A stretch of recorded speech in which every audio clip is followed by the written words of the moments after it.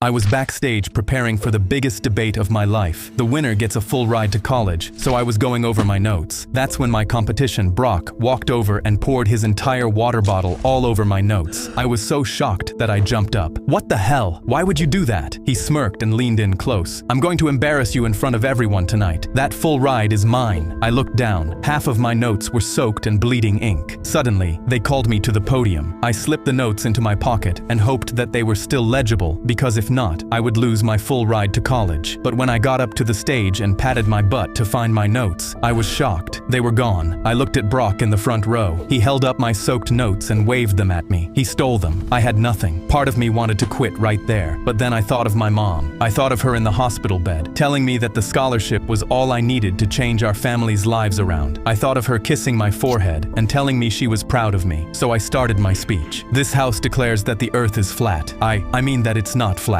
I was so nervous that I could barely think straight. Brock was laughing at me. When I stepped off, I thought it was over. I thought I'd lost the scholarship and let my mom down forever. Brock walked up next. He didn't even have any notes. This house believes that the earth is flat because the visual appearance of the earth, even at high altitudes, is flat. He was assigned the opposing side, and every argument was strong. The judges were leaning forward, smiling. I kept imagining my mom dying in the hospital bed without seeing her only son go to college, and I wanted to cry. But then I noticed something weird. Brock kept looking at the same spot in the crowd. I looked at where he was looking and saw a guy holding an iPad facing the stage. It had Brock's entire speech written on the screen. He was reading off it the entire time. His speech ended, and it was my turn to ask Brock questions. I knew it was my chance to destroy him and make my mom proud. I asked him something I knew wasn't on that iPad. If the earth is flat, then why are there different time zones around the world? He froze. His eyes darted to the second row to see if the answer would show up on the iPad. The guy was scrolling frantically, and I knew I was getting closer and closer to getting the scholarship. He couldn't find the answer. I looked at the judges and smirked sideways. Maybe his friend in the second row can answer for him since they've been answering all night. Look at his iPad. The guy tried to shove the iPad under his seat, but it didn't work, and I had to hold back my laugh. The head judge stood up. "Bring that iPad up here, now." The guy walked up shaking and handed it over. The judge looked at the screen, then looked at Brock. "Your entire speech is on this screen word for word. You know that's against the rules." Brock went pale. "You're disqualified." The judge turned to me. "Congratulations, the scholarship is yours." One member of the audience started clapping for me. I looked and saw my mom in her wheelchair. She must have come at the last minute. I knew you could do it.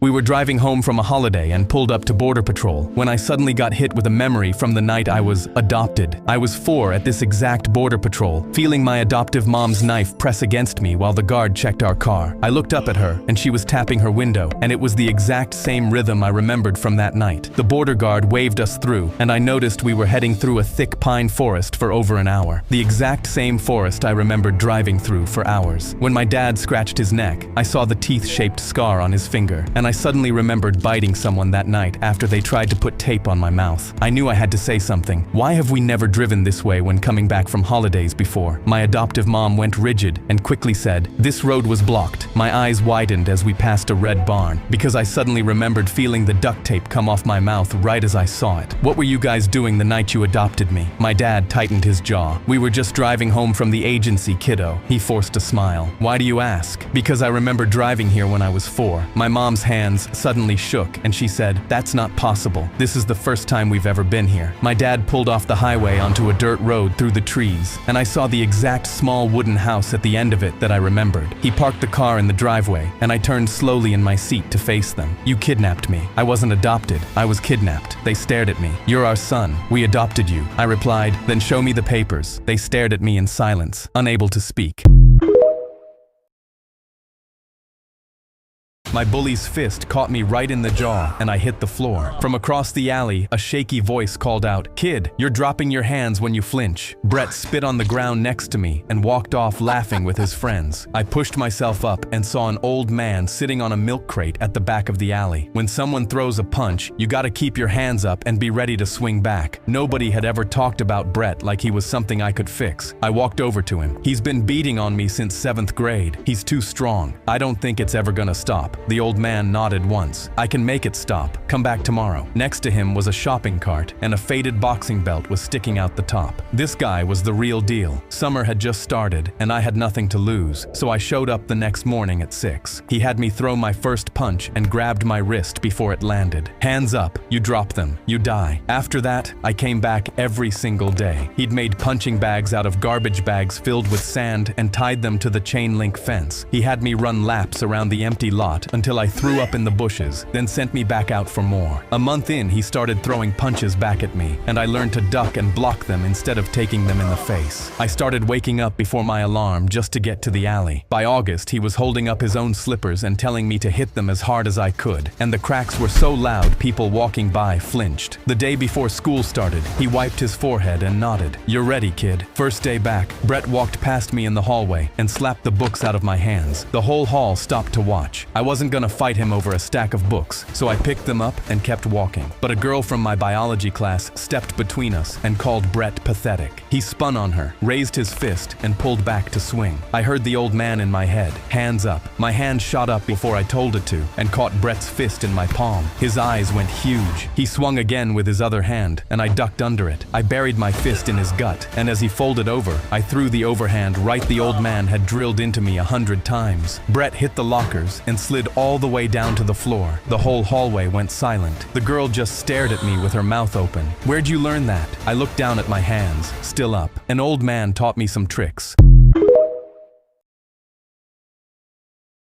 My back hit the canvas in round 1 of my first pro fight, and from the corner I heard the old man yell, "Get up!" I dragged myself to my knees as the old man banged on the canvas with both fists. "You got expelled for dropping that school bully. If you hadn't dropped your hands, you wouldn't have gotten knocked down. Now get up." I spit blood and looked across the ring. The kid was twice my weight and 4 years older, rolling his shoulders waiting for me to stand. I forced myself up, and he caught me again before the bell saved me. I lost the fight in front of 50 people. That night, I walked back to the alley with a black eye. The old man was waiting on his crate. I dropped down next to him. "I quit. I'm done." He didn't look up. "Now you know what it feels like. You let me sign that fight knowing I'd lose. Every fighter loses, kid. The good ones get up. The great ones never stop getting up." I stared at the ground. Then I got up and asked him when training started in the morning. I trained twice as hard. I ran road work at 4 a.m. with my breath fogging out in the cold. I sparred at 6 with anyone who'd take a round with me. I hit the heavy bag until my knuckles bled through the wraps and the sun went down. A year later, I won my first fight by knockout, then 10 more after that. The old man held the slippers up for me every morning until he couldn't. After that, he sat on his crate and watched me hit the bags. His cough got worse every month. Then one morning, I showed up to the alley and his cart was there, but he wasn't. I found him in the back of the gas station, on the floor where my bully had once laid me out. He was gone. I sat down next to him on the floor and didn't move until the sun came up. I'm gonna come back a champion. I trained alone for a year. They called my name for a title shot. Round 1, I caught him with a jab, and he came back with one that swelled my eye shut. Round 4, I caught him with a hook, but he came back with a body shot that cracked something. Round 8, a cut had opened over my eye, and the ref kept looking at the doctor. I had the champ on the ropes anyway. Round 11, the champ caught me with a left hook, and my back hit the canvas. I heard the old man in my head, "Get up."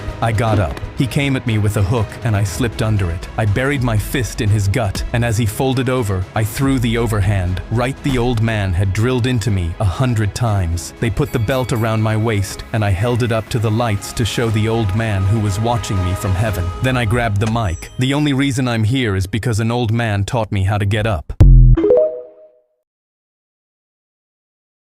I heard a kid hit the pavement right outside my gym, walked out, and found 3 older boys laughing over him. The kid was curled up holding his ribs as I crossed the parking lot. The biggest one turned and the color drained out of his face. "Yo, that's the champ." He grabbed his friends. "We're out." They took off. I helped the kid to his feet. "You okay?" He nodded but kept his eyes down. I patted him on the back. "You gotta keep your hands up." He looked up at me. "Can you teach me?" I thought about the old man and how he'd taught me when I got bullied. I tipped my head toward the door. "Come inside." He He showed up the next morning before we opened, and he came back every afternoon for 2 weeks. He flinched the first time I threw a punch at him. I used to do the same thing. I taught him to plant his feet, throw a jab, keep his guard up. He stopped flinching, and his jab started snapping back to his face. One afternoon, he was leaving the gym when the same 3 boys jumped him in the parking lot. I started toward the door, but he caught the first punch and threw a jab back that connected. The biggest one swung wide. He slipped under it and dropped him with a body shot. The other 2 backed up and ran. He came back inside, breathing hard, knuckles bleeding. I want to be a world champ. Just like you. I shook my head and smiled. Then you got a lot of work to do, kid. His eyes drifted past me. He pointed at the back wall. 2 belts hung side by side. My championship belt and an old faded one next to it. Whose is that one? He asked. I lowered my mitts and looked at the faded belt for a long moment. Belonged to an old man I once knew. The kid kept staring. I swung the mitt and caught him on the side of the face. He hit the mat. Hands up, kid. You drop them, you die. He looked up at me. I tapped the mitt against my palm. Get up. He pushed himself off the mat and raised his guard. I wore a red shirt to my girlfriend's family BBQ, and her sister started screaming. I was meeting my girlfriend's family for the first time. I picked a nice polo, happened to be red. Her sister Melissa saw me and froze like I showed up wearing her ex's actual skin. She pointed at my chest and started screaming, "Brad always wore red. This is triggering. Take it off right now." I said, "Ma'am, half of Target sells red shirts. It's a primary color, not a personality trait. I've never met Brad. Don't know Brad. But apparently I'm his stunt double because I shopped at Old Navy." My girlfriend stepped in. "Mel, it's just a shirt." Melissa spun around. "It's not just a shirt. It's the exact shade Brad wore to my birthday before he cheated on me." She told me to go change. I didn't have another shirt. She said I could wear one of her dad's. Her dad was 5'2" and 300 pounds. I was 6'1" and built like a scarecrow. I'd look like I was wearing a tent. Better than looking like Brad. During dinner, Melissa stood up and announced to the whole table that red shirt wearers are narcissists. It's a power color. It shows dominance. Her dad looked down at his red apron. "Am I a narcissist?" "That's different, Dad. That's BBQ red, not manipulation red." Her mom pulled me aside and whispered, "Maybe just avoid red in the future." I said, "Should I also avoid breathing because Brad did that too?" Then Melissa's friend walked in wearing a red top. Melissa hugged her. "Cute top, but it's red. That's burgundy. Totally different energy." Plus, she didn't wear it at me. Like I woke up that morning and thought, time to emotionally destroy a stranger with my laundry choices. Her brother put his hand on her shoulder. "Melissa, you can't ban a color." She pulled away. "I'm not banning it. I'm protecting my energy from crimson-coated chaos." I was wearing a $15 polo from the clearance rack. When it was time for family photos, Melissa grabbed my arm and pushed me to the back row. Then she told me to turn sideways so the red wouldn't dominate the picture. I was standing there like a criminal lineup while everyone else was smiling. Her aunt, who'd been drinking all day, pointed at me and said, "Why is that boy standing like that? He's wearing Brad's color. Brad wore blue to your wedding." Melissa tightened her jaw. "He wore red underneath. Next family event, I wore beige." I walked in feeling bulletproof. Melissa took one look at me and her eye twitched. Brad's favorite khakis were beige. "Brad, wherever you are, please just give me one safe color. Just one." A woman tried to humiliate a decorated army veteran. He was giving a speech and taking photos with all the kids at our camp. He smiled and respectfully shook their hands. But right as he was about to leave, someone yelled, "Hey, douchebag!" A woman stormed through the crowd and shoved her son's photo in the veteran's face. "You're wearing sunglasses in my son's picture. Is it because of the scar across his eye? My son disgusts you, does he?" I instantly cut in before he could reply and showed her the others' photos. "He wore the sunglasses with every single kid, ma'am." She looked closer, but then her face went red. "Well, that's even more disrespectful. Why is he wearing sunglasses at all?" She demanded he take another picture with her son without them. I looked over at the veteran, and he was smiling slightly to the side of her. "Ma'am, I'd prefer to keep them on. Please don't make me explain myself." She stepped closer and waved her hand in his face. "Look at me when I'm talking to you. Take your glasses off." I realized she was out of control, so I guided her away from the veteran, but she broke free and pulled out her phone to record him. Yelling on camera he's got no respect. She's demanding a refund for the camp, and this is going viral and his career is over. I instantly called security, and they ran over, gripping her arms. Her phone fell to the floor, but she screamed and ripped free. She ran straight towards the veteran, and before anyone could stop her, yanked the sunglasses off his face. My stomach turned, because where the veteran's eyes should have been, it was just skin. He'd lost both of his eyes in the war. The woman's face was priceless. I'm sorry, I didn't know." She tried to run, but security was already on her. Her son called out to her as she was getting dragged out, "I told you it wasn't because of my scar." I stood at Ms. Wilson's desk after the bell rang, in trouble for disrupting the class test, when suddenly I felt today's breakfast rising in my stomach. She was gone making photocopies, but I knew she'd be back any moment. The feeling in my stomach went to my throat, and I panicked looking around for a bin, but I wasn't quick enough. My body propelled forward, and I got sick all over the stack of tests Ms. Wilson was just getting mad about. My throat burned and my eyes watered, and I wiped my mouth with my sleeve because the taste of sick wouldn't leave. But then I looked down, and my eyes widened in horror. The tests were soaked with my sick. I went blue in the face, because if anyone found out, I'd become the kid who threw up on everyone's test. I grabbed tissues from Ms. Wilson's desk and frantically tried to wipe the vomit off the tests before she got back, but I only smeared it worse. The smell was making me sick, and suddenly I heard footsteps in the hallway. My hands shook as the door swung open. Please no. A different teacher poked their head in and asked, "Where's Ms. Wilson?" I quickly hid my vomit-stained tissue behind my back and stuttered back, "She's making photocopies." The teacher thanked me and left. I exhaled, but I knew I had no time left. My legs trembled as I tried to clean the tests again, but when I started ripping them on accident, I realized my only option was to hide them, but I was too disgusted to touch them, and the smell made me cover my nose. I needed to man up, so I grabbed a stack of clean tissues and used them as a barrier to pick up the vomit-covered stack of tests, but some of it slid off the bottom and went onto my hands, covering them and dripping on Ms. Wilson's carpet. It wouldn't wash out. I recoiled and quickly looked for somewhere to put them to get it out of my hands. I couldn't just put them in the bin for her to see though, but that's when the door handle started turning. Panic surged through me, and I just yanked open her drawer and shoved the tests in. I closed it right as she walked in. She walked to the desk, and my heart was pounding, but then her face changed as she sniffed the air. "What's that smell?" "I don't know," I said immediately, panicking. She shrugged, and while looking at me, placed her photocopies in the drawer I'd put the tests in. My eyes widened, but she looked at me and said, "You're a good kid. Promise me you won't ruin a test again." I gulped and nodded, and that's when she reached her hand out. "Shake on it." I hesitated, and my stomach was in knots because my hand was covered in vomit, but I couldn't say no. I reached out my hand and shook hers, but then her face dropped as our hands squelched. She pulled back and looked at the sick dripping from her fingers. "What is that?" She looked at me in disgust, and that's when she noticed her drawer handle with a smear on it. I was already moving towards the door, the smell still in my nose, when I heard her open the drawer. "What did you do to these tests?" I simply ran out as she got sick in her bin.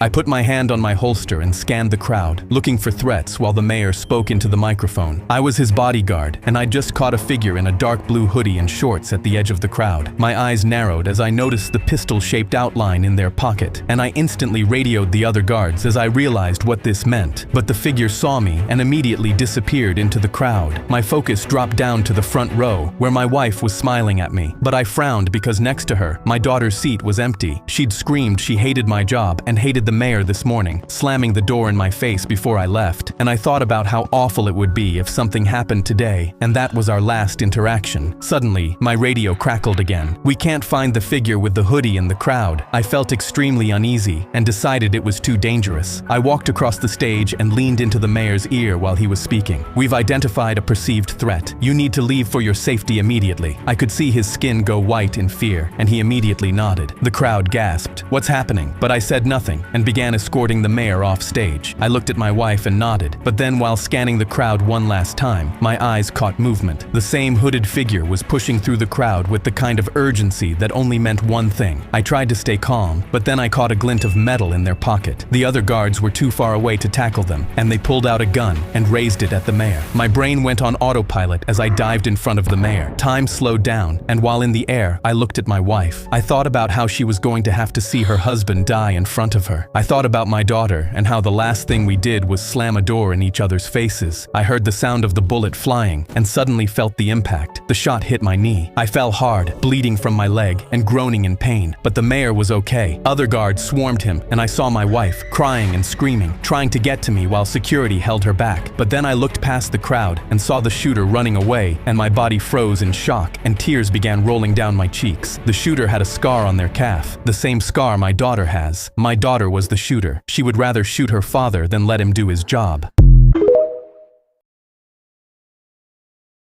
I was standing in court when my neighbor Barb held up her bandaged hand and told the judge she had been traumatized by my vicious dog. The judge looked at me. "Where's the defendant?" I reached into my bag and pulled out Peanut, my 9-pound senior chihuahua wearing tiny sunglasses because I was worried the courtroom lights would hurt his eyes, and the judge stared at him. "Is this a joke?" I shook my head. "This is Peanut. He has arthritis in 3 legs, and his favorite hobby is sleeping." Peanut yawned, and you could see his one remaining tooth, which made the judge put his head in his hands. I could not wait to see how this ended. Barb launched into her testimony. "That beast stalked me for weeks. Every day I walked past, and there he was, watching me, waiting, planning." The judge looked at Peanut, who had already passed out in my arms with drool running down my sleeve. "That dog?" Barb pointed at Peanut. "Yes, he's not as innocent as he looks." I couldn't stay quiet. "Your Honor, Peanut can't see past 5 feet because of his cataracts." Barb kept going, holding up her bandaged thumb. "I was minding my own business when that hellhound lunged at me and attacked my hand. He needs to be put down." The judge squinted at her thumb. "Did you need medical attention?" Barb gasped, putting her hand against her chest dramatically. "No, but it drew blood, Your Honor. I had to fight for my life." "And how exactly did you fight a 9-pound dog?" I asked. Barb scoffed. "I made a defensive leg motion." The judge raised an eyebrow. "You kicked the dog." Barb threw up her hands. "I had to, or that rabid little rat could have killed me." The judge looked at me. "Do you have anything to add?" I nodded. "My doorbell camera got everything." The bailiff pulled up the footage, and we watched Barb walk up and reach toward Peanut while he was sleeping on the porch. When Peanut ignored her, she kicked him, launching him back. Peanut had to scramble backwards, and you could hear him making sounds like a dying, squeaky toy. Then Barb looked in both directions before yanking her hand back directly into the thorns on my rosebush. The judge's face went completely flat. "So you reached for a sleeping dog on someone else's property, kicked him, and then scratched yourself on a bush, and now you want him put down?" Barb turned red and stomped her foot. "The video doesn't show how vicious he was." The judge shook his head and sighed. "Case dismissed. Go get some help." I walked up to the judge. "Your Honor, I want to press charges for animal cruelty since she traumatized my vicious dog."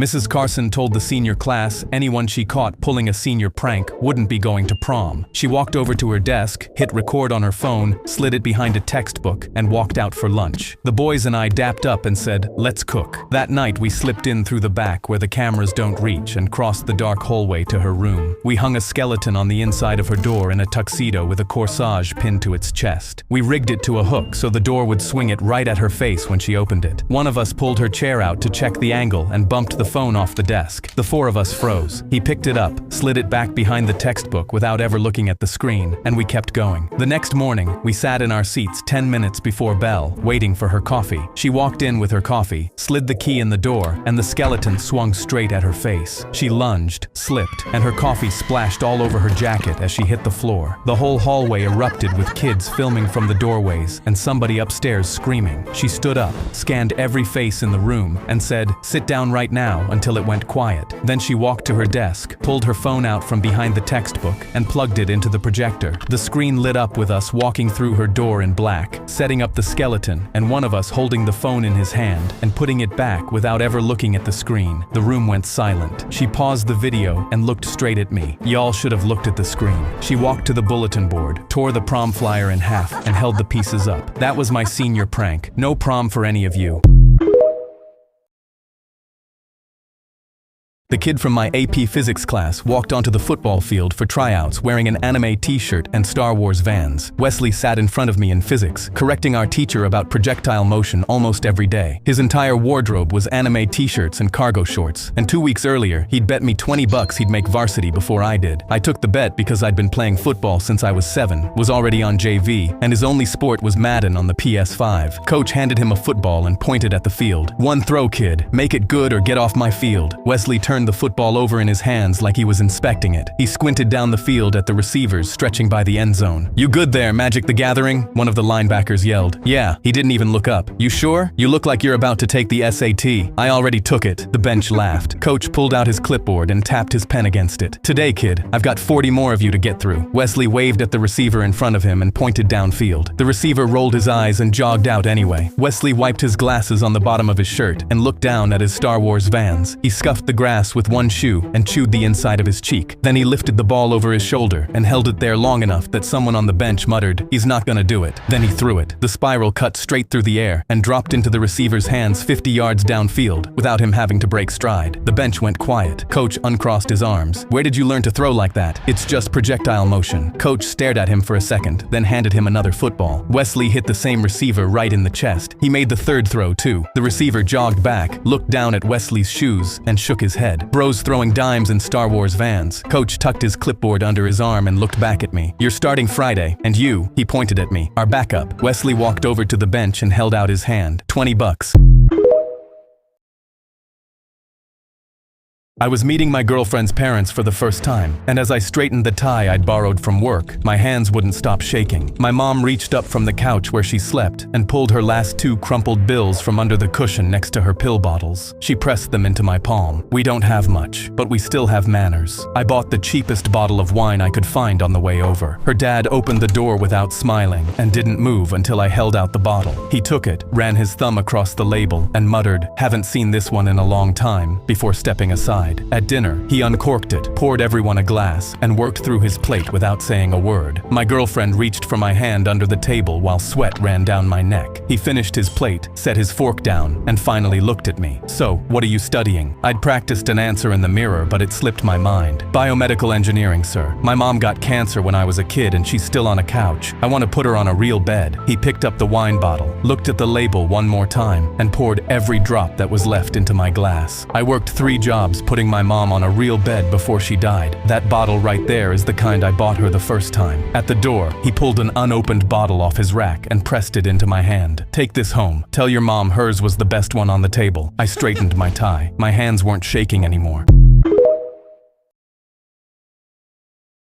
Dave grabbed my tongs and shouldered me off my own grill. "Step aside, amateur. Let a pro handle this. Knock yourself out." I stepped back. Every summer, my wife's brother took over my grill, and every summer, I quietly fixed whatever he set on fire before the guests noticed. My wife called it keeping the peace, but this year she was watching from the patio, and I'd already decided I was done saving him. He picked up my rub bottle, sniffed it, and tossed it on the table. "Store-bought. Explains a lot." My wife's smile flickered. Dave pulled the grill open and glanced at the grease tray. "Huh, bit full. Whatever." He slammed it shut. This was a disaster waiting to happen, so I offered him one last way out. "You sure you don't want me to take over?" He glanced at my wife. Then he laughed loud enough for her to hear. "Relax, champ. I've been doing this since before you had a driver's license." Then he raised his beard to the patio. "Wife sent the boy out to grill, but a man's gotta eat." A few guests laughed politely. My wife uncrossed her arms. He cranked all 4 burners to high and dropped a second layer of ribs on top of the first. One slipped off the tongs and hit the deck. He kicked it under the grill before glancing up at the patio. Dave raised the tongs over his head and winked at my wife. She rolled her eyes, then forced a smile when he turned back to the grill. "Watch how a grill master does it." Then he slammed the lid shut. Seconds later, flames roared out from under the lid, taller than Dave, and climbed into the paper lanterns I'd strung that morning. The whole string went up like a fuse. The rib Dave had kicked under the grill caught too, black smoke pouring across the deck. Guests scattered, screaming. A lantern fell into the potato salad and set the bowl on fire. Dave was slapping at his sleeve, yelling for someone to get a hose, his beer still in his other hand. Turns out an overflowing grease tray on 4 maxed out burners was exactly what he'd dismissed. My wife picked up the tongs from the grass, handed them to me, and turned to her brother. "Amateur." I leaned in. "It's okay, Dave. Now let a real man handle this." I shut off the burners and picked my rub back up off the table. I flew to Tokyo for a $1 million hide-and-seek tournament and won by hiding in the dumbest spot in the room. The set was full of hiding spots, cabinets, hollow walls, trapdoors, paintings that slid open into the wall. 10 of us were playing, and the last person hidden won $1 million. The host pointed at a chalk square in the corner, with a chair in the middle facing the wall. The chair was for the seeker to sit in while he counted, but he chose to stand at the wall instead. The buzzer went off, and everyone else sprinted for the cabinets and trapdoors. I tiptoed over to the seeker's chair, sat down facing the wall, and waited. The seeker finished counting and walked straight out of his square without ever turning around. He pulled open a cabinet, yanked a kid out by the ankle, and that was one down. On the monitors above the set, the producers in their booth were cracking up watching me sit there. He sped through the rest of the room, ripping open hollow walls and dragging kids out of trapdoors until only me and one other guy were left. Out of ideas, he walked back to his counting corner to think. He leaned on the back of my chair and looked around the room. His hand was an inch from my shoulder. shoulder. He looked right past me at every wall and then walked off. He chased the last guy across the kitchen set and pulled him out of an air vent. The timer ran out and a horn went off. The host walked to the corner, pointed at my chair, and said one word: winner. The seeker spun around like he'd been slapped, saw me sitting there with my legs still crossed, and just froze. His own counting chair was the one spot he never checked. They handed me $1 million check while I was still sitting in his chair. My twin brother revved his new go-kart and yelled, "Loser does all the chores for the rest of the week." I revved mine right back at Vince. Bet. I pointed at the corner store. There and back. Mom stood on the driveway holding her coffee. "Be careful, boys." As she turned to head back inside, we hit the gas before her hand even left the door. 3 blocks in, Vince hit a banana peel and his cart spun sideways into Mrs. Henley's trash cans. Garbage spilled all over the sidewalk and a trash can landed on top of Vince. "Who leaves a banana peel in the road?" I sped past him, laughing so hard I could barely steer. I turned around to laugh harder and didn't see the hay bale sitting in Mr. Kornecki's driveway. I hit it right in the middle and went flying over his lawn. Why was there a hay bale in June? Vince blew past me before I could get going again, so I cut through the Wilsons' yard to catch up and tore up their sprinklers. Water shot up behind me like a fountain. Vince tore through the Murphy's flower bed right next to me with mulch flying off his tires. We hit our driveway at the same exact moment, and Mom timed us on her phone. I beat him by half a second. I threw my fists in the air. Vince spiked his helmet so hard it bounced into the street. By 2, I was floating in the pool with a Capri Sun watching Vince push the lawnmower in the heat. Halfway through my second Capri Sun, the doorbell rang and the phone started ringing. Mom came out holding a notepad 3 pages long. "Mrs. Henley wants her trash picked up. Mr. Kornecki wants his hay bale back. The Wilsons want new sprinklers. The Murphys want their flower bed replanted. And both of you are grounded until the end of the year." I won the race. We did every chore on that list together. Then we watched Dad's pickup pull out of the driveway with both our go-karts in the bed.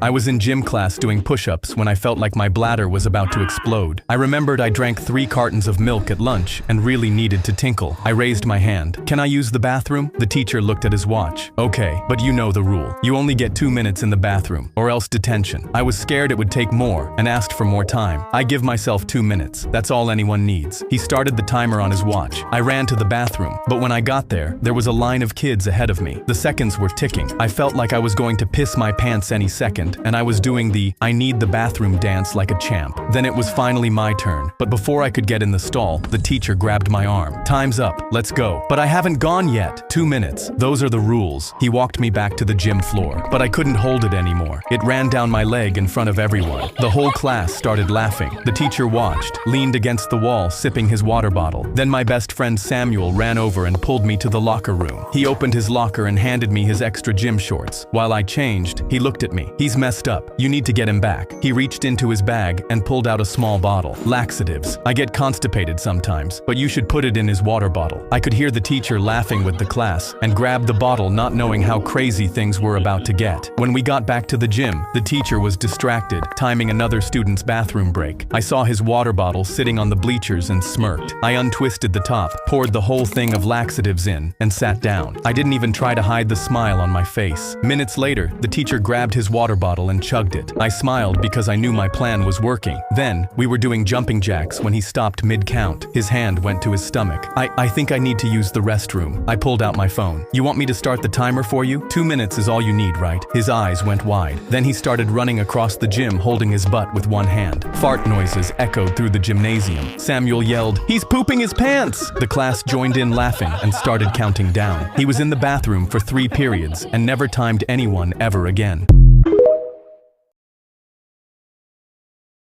When I matched with Kylie on a dating app, she seemed completely normal, so I made reservations at an Italian place and showed up in a button-down and dark jeans. I didn't know what to expect, but when we sat down and I went to order, I ordered a beer at a completely normal volume. Kylie grabbed my wrist. "Can you keep it down? People are staring." I couldn't understand what was going on because the restaurant was completely silent and nobody was looking at us. "Sorry," I said quietly. She rolled her eyes. "Now you're whispering? Just talk normally." Every time I tried to respond, she shushed me and looked around like I was causing a scene.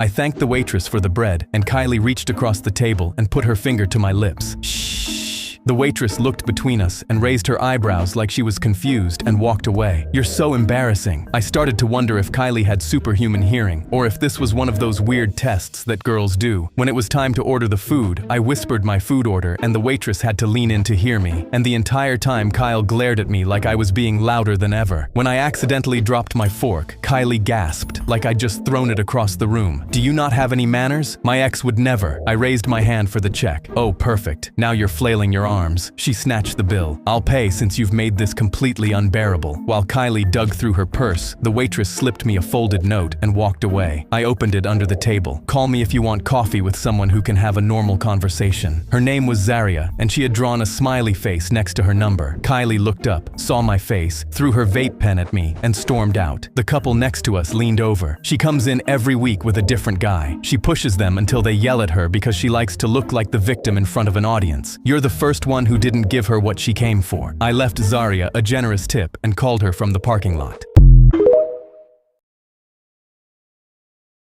I was pouring pink lemonade at the 4th of July party when my cousin knocked it out of my hand. Are you drinking that? Yeah, I've had a few glasses already. Justin's face went from confused to absolutely horrified. Oh my gosh, oh my gosh. He smacked the cup out of my hand. How many did you have? How many exactly? I just had a few, Justin. Chill out. I had no idea why he was getting so worked up about it. And that's when he screamed for my mom. Aunt Kim, get over here now. When she ran over and saw the empty lemonade, she said, No, no, no. Tell me he didn't drink. He drank it. At least 3 glasses. Mom started shaking. Dad sprinted over from the grill. This wasn't supposed to happen. I thought we labeled the pitchers. I just wanted to know what was wrong. What's wrong with the lemonade? They kept muttering. Who knows what this could do to him? Dad tried to calm her down. Wait, maybe it won't be that bad. Are you kidding me? He's 9. This is terrible. My sister ran over from the pool, and when she saw which pitcher I'd been pouring from, she gasped. Did he drink that? My mom nodded while crying her eyes out. My sister started hyperventilating. We're going to urgent care right now. And that's when I started crying because urgent care meant I was dying. The entire ride there, my sister kept giggling in the back seat. This isn't funny. Your brother could, but she said, I know. I yelled, Mom, tell me what I drank. She dragged me into the clinic and whispered something to the nurse. Her eyes went wide. Oh, how many did he consume? The nurse started checking me. Any dizziness? Flushing? Is the room moving? Then the doctor came in, shaking his head. He whispered something to my mom, and when she put her hands in her face, I decided I'd had enough. I yelled, what was in the pitcher? The doctor just looked at me, not knowing what to say.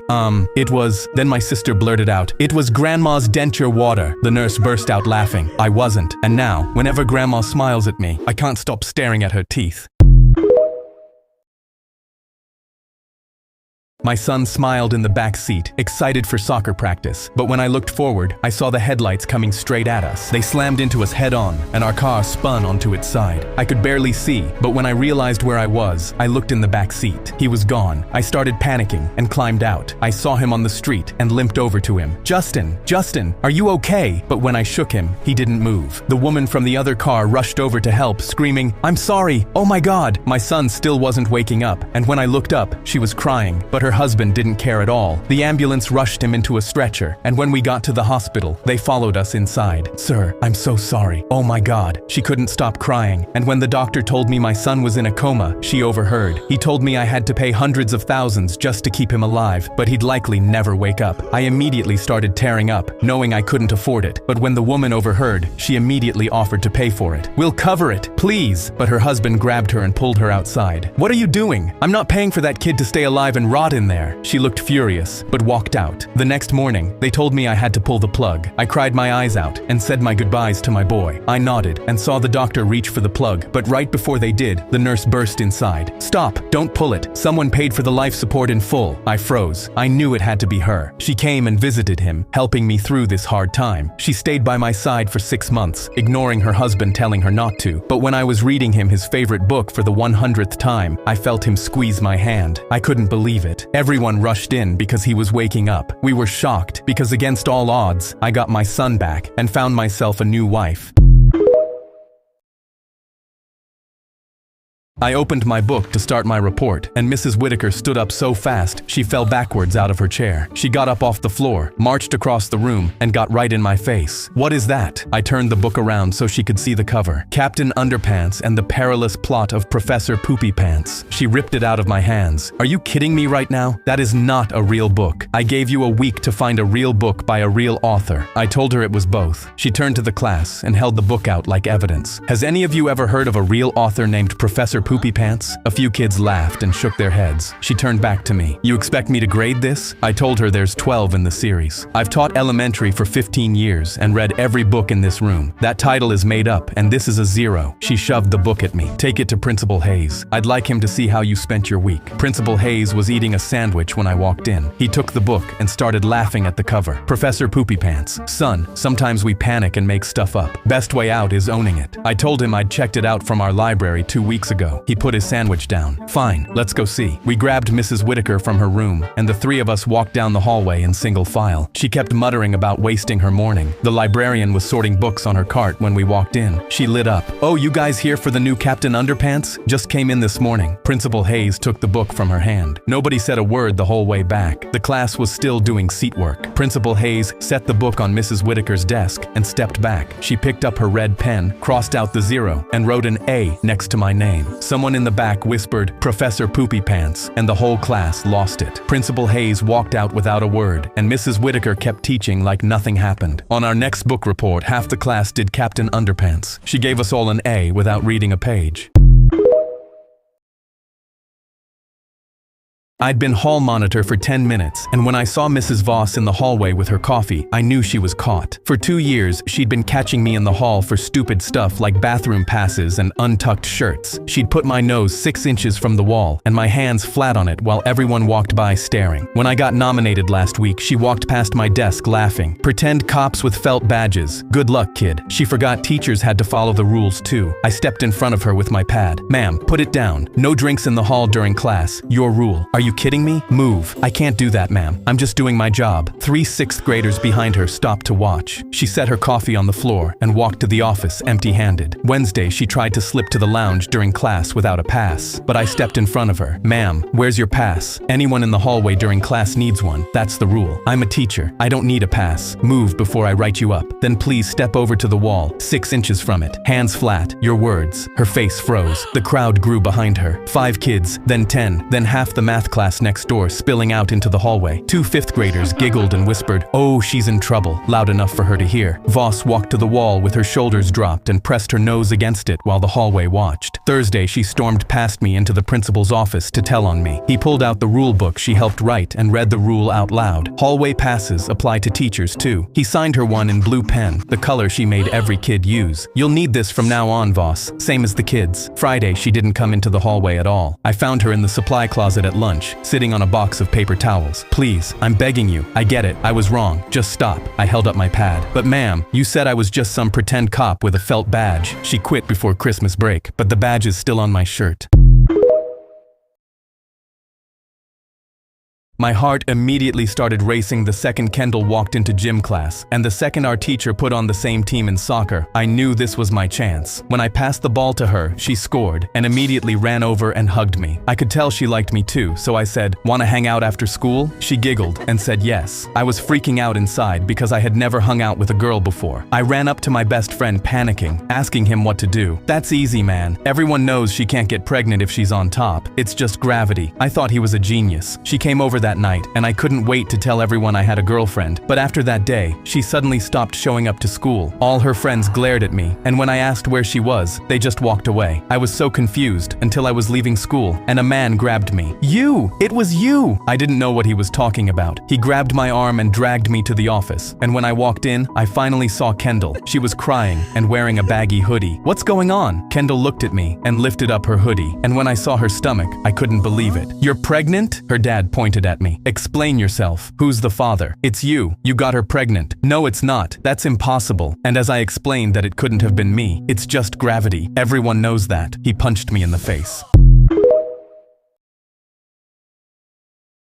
"You're not my real dad, so stop pretending to be," my stepdaughter said while I helped with her science project. Her mom nodded. "We would be fine if you left." "Okay, message received. I will leave." That night, I took the truck, a duffel bag, and a cardboard box from the back of my closet to finally leave the people that took me for granted. I'd been the one walking the dog at 6 a.m., packing Kaylee's lunch every day since 4th grade, showing up to every soccer game her real dad said he'd come to and didn't. I knew it was only a matter of time until they realized how much they needed me. In the first week, my wife left me 16 voicemails. Kaylee left 0. On week 2, her mom called crying because they didn't know how to feed the dog and he hadn't eaten in 2 days. But there was still no apology, so I put the phone down and carried on living my life without them. And 1 month in, everything came to a head when my wife sent me a screenshot. It was a conversation between Kaylee and her biological father. She asked, "Do you want to talk? I miss you." He responded, "Who is this? I don't have the number saved." My wife texted, "Can you comfort Kaylee, please?" But when I read her text, I just rolled my eyes, because it was my birthday, and neither of them cared enough to wish me a happy birthday. They were still not appreciating me. I decided I was done with being part of their family. I put the cardboard box on the kitchen table and started trashing everything to do with Kaylee. First tooth, and I was just about to throw out the birthday card she made me when there was a knock on the door. Kaylee was standing there holding a cupcake on a paper plate. "I know it's your birthday, and I didn't want you to be alone today." Before I could say anything, she looked past me into the apartment and saw me throwing out all our memories. She started crying. "You were going to throw it all out?" I just felt numb. "You told me to stop pretending to be your dad." She held out the cupcake. I was wrong. I still didn't want to be part of her life again. But then she said it again. "Dad, I was wrong." I put the card back in the box. Then I stepped aside and let her in. My new landlord stormed in. "Throw out the mutt or get evicted. You can't have both." I pointed at Mufasa's vest. "He's a medical alert dog. I have epilepsy, and he paws my leg 30 minutes before a seizure hits. I've lived here for more than 20 years, ever since I was 5. I can't afford anywhere else. Since I'm the landlord, I set the rules. If you wanted to set them, you should have bought the building like I did. You have 30 days to get him out, or you both are leaving." I nodded, but I wasn't giving him up or leaving. The next day, I brought medical records, but he didn't look up from his phone and shooed me away. When I offered to pay extra, he finally looked up and laughed. "Boy, I have money. Why would I take more of yours?" So I walked out, and a couple days later, I brought a signed letter from every neighbor in the building. But he didn't even open it, just slid it back across the desk. There were 3 days left before eviction. I sat at my kitchen table defeated with the form and wrote, "I choose to keep my dog." But that's when Mufasa started scratching at the door, whining at the ceiling, then yanking at my sleeve hard enough to rip it. He wasn't pawing my leg, so it wasn't a seizure. "Mufasa, what's wrong?" He dragged me upstairs to an apartment with the door open, where an old man was lying across the kitchen floor. I dropped to my knees beside him. "Sir? Sir?" Nothing. I called 911 and checked his pulse the way I'd learned to check my own. The paramedics burst in 6 minutes later. One of them turned to me. "Another half hour and he would have died." They carried him out to the ambulance, and I rode with him to the hospital and waited next to his bed. An hour later, the landlord burst in. "Where is he? Where's my dad?" The man I'd just helped save was his father. He froze when he saw me with Mufasa. And that's when his dad opened his eyes. "That dog saved my life." The landlord dropped into the chair, head in his hands. "My dad's been having heart attacks for months. I banned pets because I thought one would set him off. The thing I tried to throw out is the only reason he's still here. The dog stays. You stay, as long as you want." My new landlord just spent 30 days trying to evict the only thing in this building that saved his dad.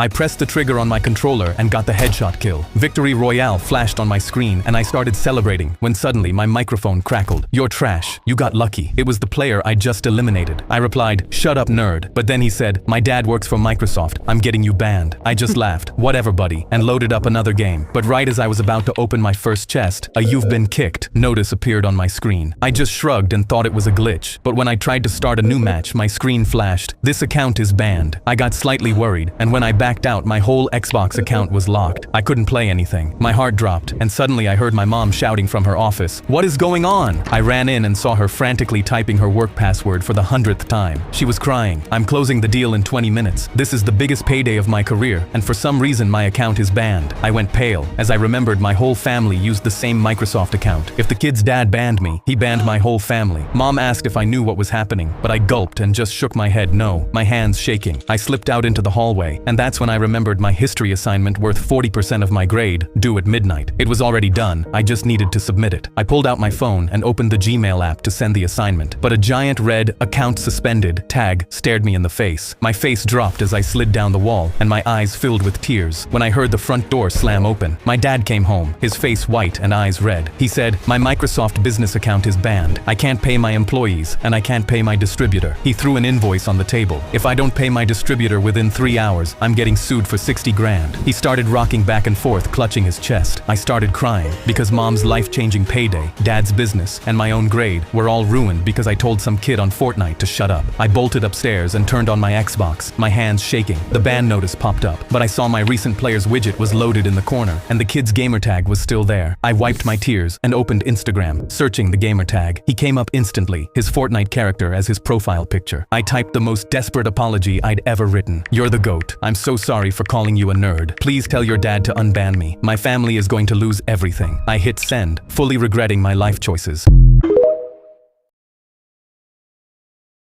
I opened the garage to reveal my daughter's birthday present, a vintage car with a bow on it, and she looked at it with disgust. "Ew, what the freak is that? All my friends have new Teslas. You could have at least gotten me a second-hand Lambo. I don't want this junk." I crossed my arms. "If you don't want it, you're not getting anything else. I don't care. I'll take the school bus over that. At least the bus has my hallway crush on it." I felt extremely disappointed in myself for raising such a spoiled daughter. That car took me a year of weekends and late nights to build with my bare hands, and her ass couldn't even say thank you. I knew I had to do something that would teach her how to be grateful for things the hard way. I grabbed the keys, got in, and drove off. I drove to a mechanic shop to sell the parts. When I pulled in, a girl my daughter's age was sitting on the curb, bawling her eyes out with Kleenex. I thought she was just another spoiled girl. But inside, I heard her mom was inside talking to the mechanic. He said, "I can fix your family car, but it's going to cost you $5,000. The mom cried in her palms. "We can't afford that." She walked outside and knelt down next to her daughter. "I'm sorry, baby. We can't afford to fix it. We'll figure out the bus for now." I realized that this girl was probably even more grateful than my daughter. I looked at the keys in my hand and knew that this was the perfect opportunity to teach my daughter gratitude. "Excuse me, baby girl, but I have a car that nobody wants. It's yours if you need it." The mom shook her head. "I appreciate it, sir, but we'll be okay." I knew she was just lying to be nice. She took her daughter's hand and started walking toward the road. But the girl looked back and saw the car for the first time. She froze. She let go of her mom's hand and walked toward it. "Mom, this is a '69 Mustang." Her voice cracked. "The '69 is my dream." I looked at them. "I'll sell it if you don't want it, but if you do, the car's yours." The mom wiped her eyes and nodded. I gave her daughter the keys. "Follow me to my house. I need to get the title." They followed me home. My daughter heard the cars pull up and came outside. The girl ran up to her. "Your dad is the GOAT. He told me he built this car himself. This is my dream car. Did he build you a car too?" I smirked because I knew my plan was working. My daughter's face went red. She looked like she wanted to explode. "No, she's not into this stuff. She prefers Teslas." The girl looked at her like she was judging her.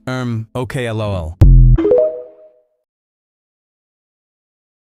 Me and my brother Jack were 16 when we watched a kidnapping documentary and decided we needed a way to protect ourselves. We secretly drilled a hole in the hallway wall behind Dad's painting and hid a loaded gun in there. We also made up secret code words to signal if we were ever in danger. Then one day, while walking by Jack's bedroom, he stuck his head out and said, "Hey, can you go help Dad with the scrambled eggs?" He closed the door, and I froze because that was code for, "There's someone in my room and I'm in danger." My legs were shaking, but I calmly walked downstairs and lifted the painting off the wall. I reached in and grabbed the gun, and that's when Dad rounded the corner. His face went red, and he loudly said, "What the hell are you doing? Why do you have a gun?" I freaked out and instantly pressed my finger to my lips, whispering, "There's an intruder holding Jack hostage upstairs." But my dad yelled back, "An intruder upstairs? Don't be crazy. I would have heard something. Put that gun down right now." My heart jumped in fear, because I was sure the intruder heard my dad say that, and now knew I had a gun. Then suddenly Jack shouted from upstairs, "I'm just going to have a bath. I'll be done in an hour." I almost dropped to the floor because that was our word for "I'm being kidnapped." Dad shouted back, "Okay, Jack, I'll see you soon." And I gripped my gun tighter and frantically whispered, "Please, Dad, just trust me. I'll explain everything later." I started walking upstairs quietly, my fingers shaking around the trigger, but Dad suddenly pulled me back. "Okay, that's it. I'm checking this out for myself." He began marching up and yelled, "Jack, your brother is acting very strange." I looked around, panicked, and knew I had to do something. The intruder had definitely heard everything, so being stealthy was no longer an option. I grit my teeth and sprinted up with my gun as fast as I could. I shoved Dad out of the way and flung open Jack's bedroom door. A man in a ski mask was climbing out the window holding Jack with one arm. He was almost out. Dad saw it too and ran toward Jack, but he didn't have enough time. I raised my gun and aimed just as the man stepped on the windowsill, then exhaled and pressed the trigger. The bullet flew from the barrel and hit his knee, and he collapsed to the floor, screaming in pain and dangling halfway out the window. I sighed in relief as Jack landed on the floor and ran towards me. I dropped the gun and we hugged, holding each other super tight. My dad looked at us while trembling and asked with a shaky voice, "How did you know?" I replied, "We have our code words."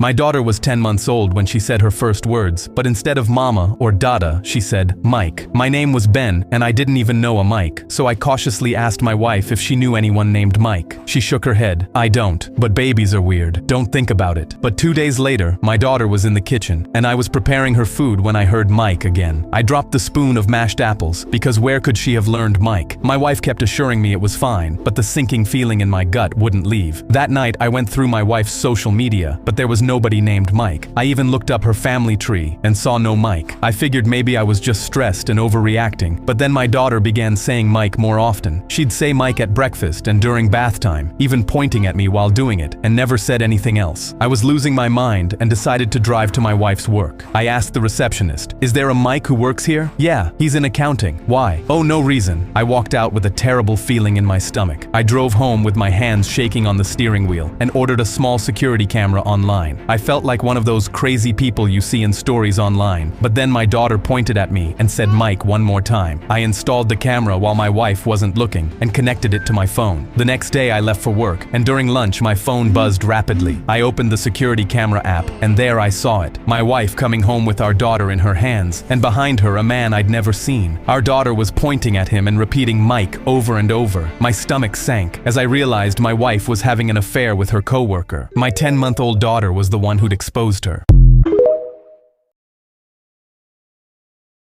I drew a Sharpie mustache on my friend at 4 a.m. and had 3 hours to get it off before his mom drove me home. I stepped back to admire my work, a full handlebar with curls and a soul patch. Then I saw the words permanent marker printed down the side of the Sharpie. His mom was driving me home at 7. If she saw his face, she'd call my mom and I'd be grounded for the whole summer. I tiptoed to the bathroom, squeezed his mom's toothpaste onto a toothbrush, and scrubbed his upper lip until the bristles bent backwards. Nothing came off. Brandon mumbled and rolled his head, and I held my breath for a full minute until he settled again. I sprinted to the kitchen for dish soap and foamed up his whole mouth. His cheek went bright pink, but the handlebar was still there. The clock said 4:42. I crept upstairs for his mom's makeup remover and grabbed a magic eraser from under the kitchen sink on my way back. His cheek went from pink to red to raw, and a fleck of skin came off on the sponge. Brandon stirred and one eye fluttered open, so I dove behind the couch until his breathing went heavy again. By 6, I'd torn through rubbing alcohol, hand sanitizer, and his dad's aftershave. The mustache was finally just a pink shadow on his upper lip when his phone alarm started buzzing on the table. 6:55. I rinsed his face one last time and collapsed onto the couch beside him. My eyes closed before my head hit the cushion. I woke up to footsteps coming down the stairs. Brandon was sitting up next to me, wide awake, holding the Sharpie. I touched my cheek and my fingers came back black. He capped the marker and grinned. "Ha, got you back." His mom walked into the living room with her car keys in her hand. She stopped mid-step when she saw my face. "Brandon, what did you do?" Brandon got grounded for the whole summer. I never said a word.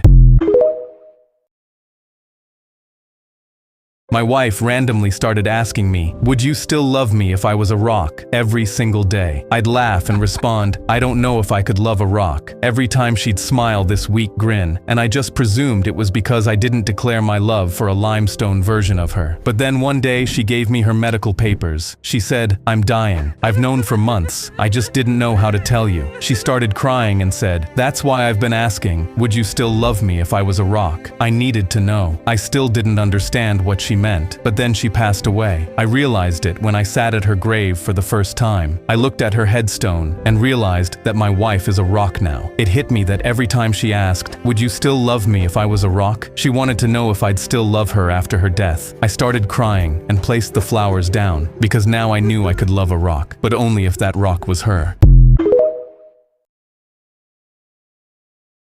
My older sister told me monsters lived under my bed and dared me to turn off the light. I called her a liar and waited until bedtime to prove it. I climbed into bed, clicked off my lamp, and felt a hand wrap around my ankle in the dark. I started kicking and screaming and crying while she crawled out from under the bed laughing. From that night on, I slept with the lights on, and the dark was my biggest fear. 20 years later, she was at my place for Thanksgiving when the storm outside cut the power. The dark I'd been running from since I was 6 was suddenly everywhere. The apartment went black and my fork froze halfway to my mouth. Then I heard her choking across the table. Mike, my throat, I can't breathe. I couldn't see my own hand. My legs locked and I was 6 years old again. Mike, please. Her voice barely reached me across the table. I shoved my chair back and felt for the table. Every step around it I waited for a hand to grab my ankle. A water glass shattered behind me and I hit the floor crying with my hands over my head. I could hear her gasping for breath in the dark. Then nothing. If I didn't move right now, I was going to lose her. I forced myself up and pushed through the dark until I felt her slumped in her chair. I wrapped my arms under her ribs and jerked up as hard as I could. A chunk of turkey hit the floor and she gasped for air. She fell into me crying and held on as tight as she could. You came for me. I'm so sorry. There were never any monsters. I'm so sorry, Mike. The lights came back on a minute later. That night, I laid in bed with the lights on like always. Then I stood up, walked to the switch, and turned them off. The dark didn't scare me anymore. For the first time in my life, I felt like a man. I went to leave the store after paying for my things, but suddenly the security alarm beeped rapidly. The security guard who'd been following me the entire time immediately grabbed my arm and demanded I put back what I stole. I was confused because I hadn't stolen anything, but he blocked the door and announced loudly, "Nobody's leaving until this criminal admits to what he stole." Nobody thought he was serious, but when a woman tried to walk through, he physically shoved her back. I said nobody's leaving. I was in disbelief and pulled out my receipt to show him I'd paid, but he crossed his arms and said, "I know a thief when I see one. You just hid it somewhere." All customers started yelling as a huge crowd formed behind me. My mom is waiting in the car. I'm getting snacks for my brother in the hospital. I have a bus to catch. Let me out or I swear this won't end well for you. But the guard just smirked and said they can leave once I confess. A few people turned to me and a man I didn't know even tried going through my pockets, looking for what I stole. Suddenly, a store employee who'd heard everything walked over and gave the security guard a tablet with CCTV footage. It showed me coming in, grabbing my things, paying, and going to leave. But the guard took one look at it and said, "I know how these people work." He angled himself away while putting in his pants. The crowd got angrier, and I was so furious I dropped my jeans and screamed at him, "There, you see, nothing." But he just shook his head and said, "Then it's probably in your hoodie." But then I saw a fist fight starting outside behind him. I shouted, "Fight!" and instantly everybody rushed out the door to see it. The guard's eyes went wide, and he threw his arms in the air to block them, but the customers simply trampled through him. He fell to the ground as dozens of feet stomped on him. His bones cracked, his teeth fell, and even the employee from earlier stepped on his shoulder to get through and see the fight. He was on the ground groaning in pain when suddenly the security alarm started blaring again. I looked down and saw a packaged pair of headphones fall out of his pocket. I realized he was the one who'd stolen something in the first place, and he tried to pin me because I was black. I quickly called police, and this time he was the one who couldn't leave until he answered their questions, and because of all the injuries, his face was darker than mine. A woman laid down in my tattoo parlor, and she had 3 freckles arranged in a triangle above her belly button. I froze up because they looked extremely familiar, but I didn't know why yet. And as I started drawing the stencil for the tattoo, I saw her earrings. They were the same earrings I gave my daughter Amelia for her 5th birthday before she was kidnapped. The same daughter I'd been searching for the last 13 years. Was this her? I was so shocked that my stencil paper hit the floor and she flinched. "Sorry," hand slipped. I tried to continue, but I was so confused that it was extremely difficult, especially when she started twirling her hair with her left pinky finger, because Amelia did that at the playground the morning she was kidnapped. It was the last time I saw her. That's when I had to break the silence. "So, what made you pick this design?" She shrugged. "I don't know. I've drawn it on myself with markers since I was little." I almost started tearing up because Amelia used to draw us together on her hands all the time. She'd say, "You're going to be in my life forever, Daddy." I knew I needed to find out more about her, but I wanted to be subtle. "Did anyone come with you today?" She shook her head and suddenly looked extremely sad. dad. No, I don't really have anyone. I've always sort of been a lone wolf. My heart started hurting, but I needed to know more. Why is that? She laughed, but it sounded extremely sad, like I'd struck a nerve. Let's just say, the man who raised me wasn't supposed to. I dropped everything because that was my confirmation. She was subtly telling me she was kidnapped. My voice was trembling. Because you were driven to a remote location in a white van when you were 5 and never saw your family again. Her eyes popped out. Her hands went to her mouth and she gasped while tears streamed down her face. How did you know that? Amelia, I'm your dad, and I never stopped looking for you. My history teacher pointed at me mid-cough. How dare you interrupt my class? I shook my head. I have an autoimmune disease. I can't help it. The kid behind me spoke up. It's true. His dad came in once and told every teacher to be gentle with him because of his disease. You don't want to mess with his dad. He's built different. The teacher laughed. Every other teacher can believe that lie, but I won't. I reached into my pocket and called my dad. Soon the teacher was going to find out exactly who my dad was. My dad answered, but before I could say a word, my teacher smacked the phone out of my hand with a ruler. Did you convince your daddy to lie and tell teachers you're sick so you can sit on your phone in class? I tried to answer but accidentally coughed straight into his face. He tapped the ruler against his palm. Don't make me swing this at you. The kid behind me shot up. Are you insane? He's actually sick. Look at his wrist. He has a medical bracelet. The teacher grabbed my arm and dragged me to the front. My body was aching so much from my disease, I collapsed on the floor. He lifted the ruler in the air. Let me show you all what happens when a father raises his son to be weak. But before the ruler could come down on me, the kid behind me gasped. Oh my gosh! He pointed at the window. The whole class turned. My dad was crossing the parking lot in full army uniform. Everyone turned their heads and saw 4 military trucks parked outside the school. Soldiers were stepping out and walking into the school. The kid screamed, I told you his dad was built different. The teacher's face went white. 2 soldiers marched in and grabbed him. My dad came in behind them. He saw me on the floor and rushed towards me. The soldiers turned the teacher to face my dad. My dad lifted up his phone, showing that we were still on call because my teacher threw it across the room. My dad said, say it again. Tell me I'm weak to my face. The teacher ran out of the room crying, and through the window we all gave him the finger.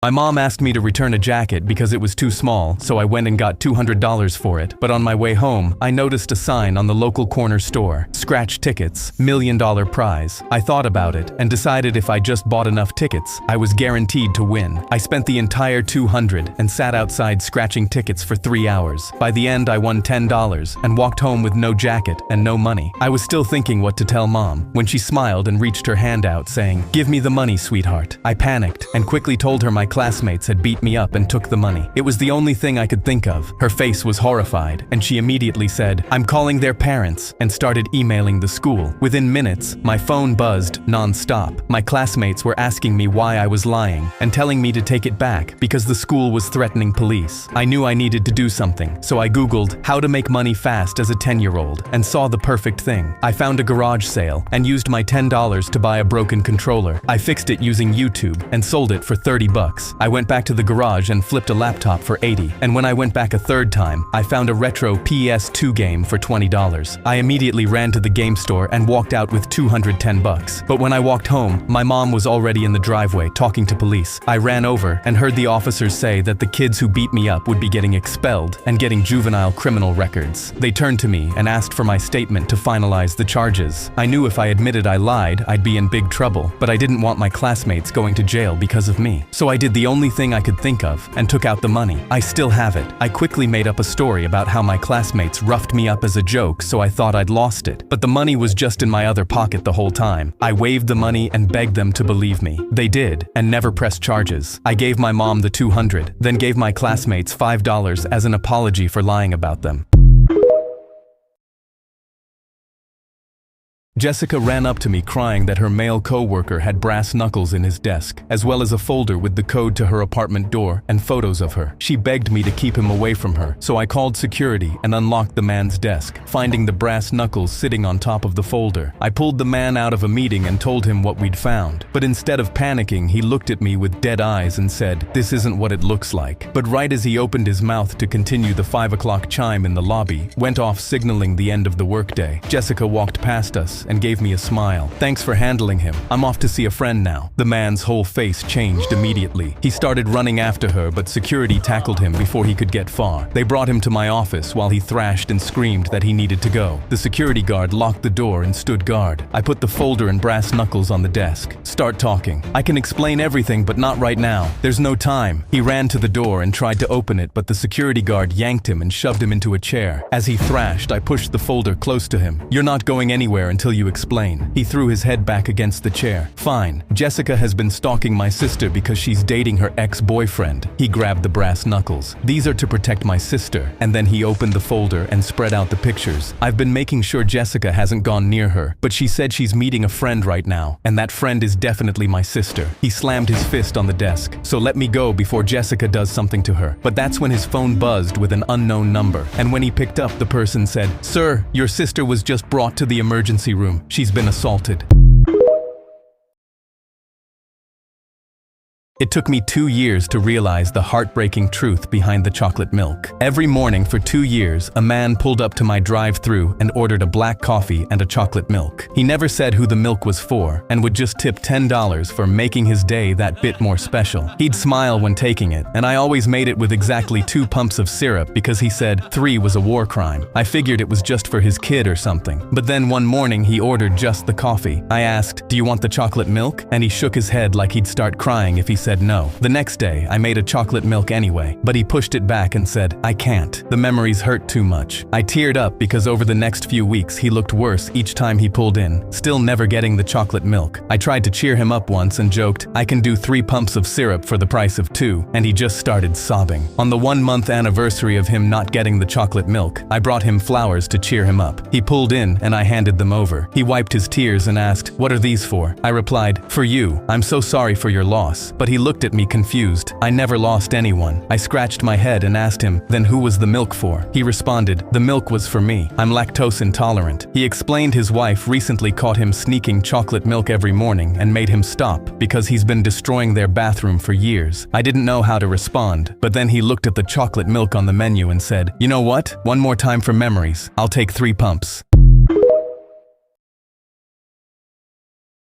My little brother jumped on me at 7 a.m. and wouldn't leave until I came downstairs. I dragged myself downstairs to find him already waiting in the kitchen. He slid a folded paper across the table with 3 events listed in pencil. "You win. I never bother you again. I win. You teach me to drive." He could barely reach the kitchen counter, but if this got him to leave me alone, it was worth it. I had work in a couple hours, and the last thing I needed was him bothering me, so I signed. First event was a sprint between 2 trees in the yard, down and back, first to tag both wins. We lined up and he counted us down. I figured I'd coast, but he sprinted, tagged the far tree, and beat me back by a step. I crossed laughing. "You got faster over summer." Next was a tree climb. He pointed at the oak. First to climb up and grab the 3rd branch. We both jumped at the bark, but I was barely at the 1st branch when he was on the 3rd one biting an apple. "When did you start climbing trees?" He shrugged with his mouth full. "Practice. Last was a swim across the creek." He pointed at the far bank. "First one across." We both jumped in, and I pulled ahead. But halfway across, he pulled alongside me. He wasn't even breathing hard, and I knew he'd been training for the water too. I stopped swimming while he touched the bank and climbed out. I climbed out soaked. "You win. I'll teach you Monday." He didn't celebrate, just held out his hand for the keys. I knew something was up. I asked him why he wanted this so bad. He swallowed. "Dad's not coming back. You do the school runs and you work and you're always tired. If I drive myself, you get your mornings back." I sat down in the wet grass. "You do realize you still have years to go before you can actually drive?" He shrugged. "A promise is a promise. That's why Monday I took him to a parking lot. He could barely see over the wheel, hit the gas instead of the brake, and we drove into a pole. I dropped my face into my hands. I knew teaching a 9-year-old how to drive was a terrible idea. It was my first week in the military when a soldier walked up to me and slammed his helmet into my face. I hit the ground in shock. I didn't even know which soldier hit me. My eye was bruised and swelling shut. I got up and was about to swing at him when another soldier grabbed my arm. "I wouldn't hit him if I were you." I asked why. He pointed at the guy who hit me. "That's Rob, the commander's son. He's untouchable because his dad runs this whole base. He bullies people for fun because he knows he can get away with it, and it looks like you're his new target." But I wasn't going to let him push me around. Until 2 weeks weeks later, we were doing push-ups during morning drills. Rob walked over to me and stomped on my hand with all his force. I heard the bones in my hand cracking. He leaned down and whispered, "What are you gonna do about it?" I got up and walked over to the commander's office, showed him my hand, and reported it thinking he'd help me. But instead, his dad punished me and gave me extra duty for starting confrontations. He said, "If you get one more write-up, you're kicked out." I couldn't let that happen because I'd lose my government benefits and my family would suffer. I had to handle this myself. I walked out of the commander's office with my hand throbbing, and that's when I saw the bulletin board in the hallway. There was an annual base inspection in a few days. A high-ranking official was visiting next week, someone higher than the commander. I stopped and stared at it. I knew if I could get Rob to bully me in front of that official, not even his dad could save him from the consequences. The day of the inspection came. I saw the high-ranking official walking through the base with the commander. Rob stood by the barracks. I walked straight toward him, and as I passed him, I flicked his hat off his head and laughed. He looked at me in shock. I leaned in and whispered, "What are you gonna do about it?" His face went red with anger. He charged at me and tackled me to the ground. He threw hard punches, but instead of hitting back, I just covered my face so it would be clear that I was the victim. The high-ranking official heard the commotion and ran over. He looked at Rob's dad. "What is going on here? Commander, do you accept this type of bullying on your base?" Rob looked at his dad, waiting for his dad to stand up for him. But his dad knew if he defended his son right now, it would cost him his position. The commander stood stone cold and said, "No sir, I don't accept this behavior. This soldier is discharged. Get him off my base." The untouchable soldier got kicked out by his own father. My dad swung open my bedroom door and asked, "Have you seen my gun? It's missing." Me and my brother shook our heads, and Dad groaned and said we were helping him find it later tonight. Me and my brother finished getting ready, and we got in the car and drove to Grandma's house for dinner. But on the way, we stopped at a red light, and suddenly, the passenger door opened, and a man in a ski mask jumped into the front seat. He pulled out a gun and pointed it at Dad and said, "Give me all your money, right now." Me and my brother froze, and Dad slowly reached for his wallet to empty it. The man pressed his gun and told him to hurry up, and clearly didn't notice us in the back seat. I looked over and saw my brother quietly reaching into his backpack. He pulled out Dad's gun and slowly pressed it into the back of the masked man's head. He went still, and his jaw fell immediately. I spoke up. "My brother's 14 and already been in juvie. Don't think he won't blow your brains out." The masked man dropped his gun and slowly opened the passenger door. He ran away as fast as he could, and our dad took his gun off my brother with shaking hands. My brother said, "I only wanted to show it off at Grandma's," and my dad just continued driving. But during dinner, my brother tapped Grandma's shoulder and pulled out another gun. My dad went pale and asked where he got this one, and my brother smiled and said, "That idiot who tried to rob us forgot his." Dad measured me for the 5th time that day and screamed, "Why are you still 5'10"? I stared down at my 5'3" dad, and he glared. "Stop looking down at me. No son of mine will ever look down on me. We're going to fix this before it's too late." And so the next day, Dad came into my room with x-rays of my legs marked with red X's saying, "I found a surgeon who will remove these bones so that you can finally be shorter than me. I already scheduled the surgery." I stared in horror while Dad jumped around saying he couldn't wait to be taller than me. I knew I had to make the surgery impossible, so I started running 26 miles non-stop, and even though it hurt, I kept going until my legs gave out because I needed my bones to be so damaged they couldn't operate on me. And then on the day of my scheduled surgery, the doctor took one look at x-rays of my damaged legs and refused to operate on me. Dad got angry. "Why? He's perfectly fine." But the surgeon shook his head and pointed at the x-ray. "His bones are too damaged. If I cut into them, they could shatter, and a shard of bone could hit his heart. Your son could die." Dad crossed his arms. "I'm okay taking that risk. Just do it so he can be shorter than me." But the doctor kept saying no, and I thought it was finally over. But when we got home, Dad grabbed his toolbox and said, "If a surgeon isn't going to fix this, then I'll do it myself." He chased me around the house screaming, "Get back here! You will be shorter than me!" I ran outside across the yard, and that's when Dad's foot got caught on the garden hose, and he fell down hard, and I saw both his legs were bent the wrong way. Dad screamed, and I called the ambulance, and when they arrived, paramedics loaded him onto a stretcher while one of them questioned me. "How do you know this man?" he asked. When I said he was my dad, his eyes bulged, and he looked back and forth between my dad and me, and then suddenly asked, "How is he your dad? He's so short." Dad thrashed so hard in the stretcher when he heard a paramedic had to sedate him.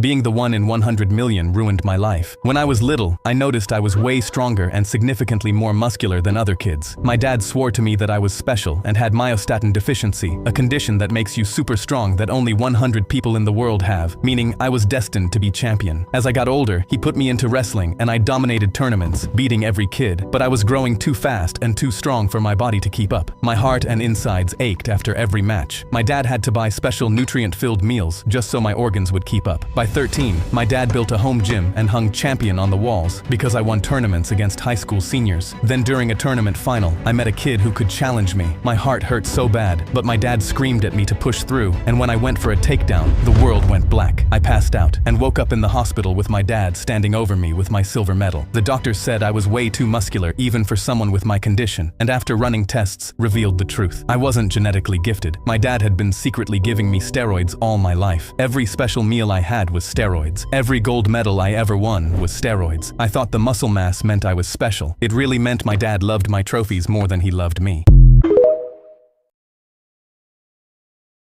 My daughter's teacher called me at work and said, "Your daughter threw a rock at a classmate's head. Come here right now." I felt sick driving over, but the second I walked into the principal's office, my daughter Kayla ran up to me crying and said, "Daddy, I didn't throw the rock. I was at the art club, I swear." Her teacher, Mrs. Lane, instantly shook her head and told me girls Kayla's age are good at manipulating their parents and that they have footage of Kayla throwing the rock. I replied, "Let me see the footage," but Mrs. Lane suddenly stammered and said she couldn't pull it up right now. I looked back at my daughter, who'd never lied to me in her life, and told them I believed her. Mrs. Lane's face tightened, and she suspended Kayla anyway and put Kayla on expulsion review. That night at home, Kayla barely touched her dinner, and while crying showed me her phone filled with texts from classmates calling her psycho, and group chats with her photo edited with the word monster written across her face. I was furious and walked into school next morning and asked the school counselor for the art club sign-in sheet from yesterday. I looked through it and saw Kayla had signed in during the time of the rock incident. She couldn't have thrown the rock. The counselor said she'd look into it, but on my way out, Mrs. Lane ran up to me and pulled me aside. She said, "Kayla is a hormonal teenager trying to avoid consequences. Are you seriously going to believe her?" I replied, "I'm going to believe my daughter before I believe a stranger," and walked out. 2 days later, a meeting was set up, and I walked in with Kayla. The kid who got hit, Ben, was sitting with a bandage around his forehead, just out of the hospital. Mrs. Lane immediately pointed at Kayla and said, "She threw the rock," but Ben looked around and said, "Kayla never threw anything." "Mrs. Lane, you know who did. Why are you lying?" Mrs. Lane went pale instantly, and that's when the footage was actually pulled up. The kid who threw the rock was Mrs. Lane's nephew. When she found out, she tried to pin it on the quietest girl in class, thinking nobody would believe her. That girl was my daughter. Mrs. Lane was fired, and on her way out, Kayla gave Mrs. Lane a drawing of a rock being thrown at her.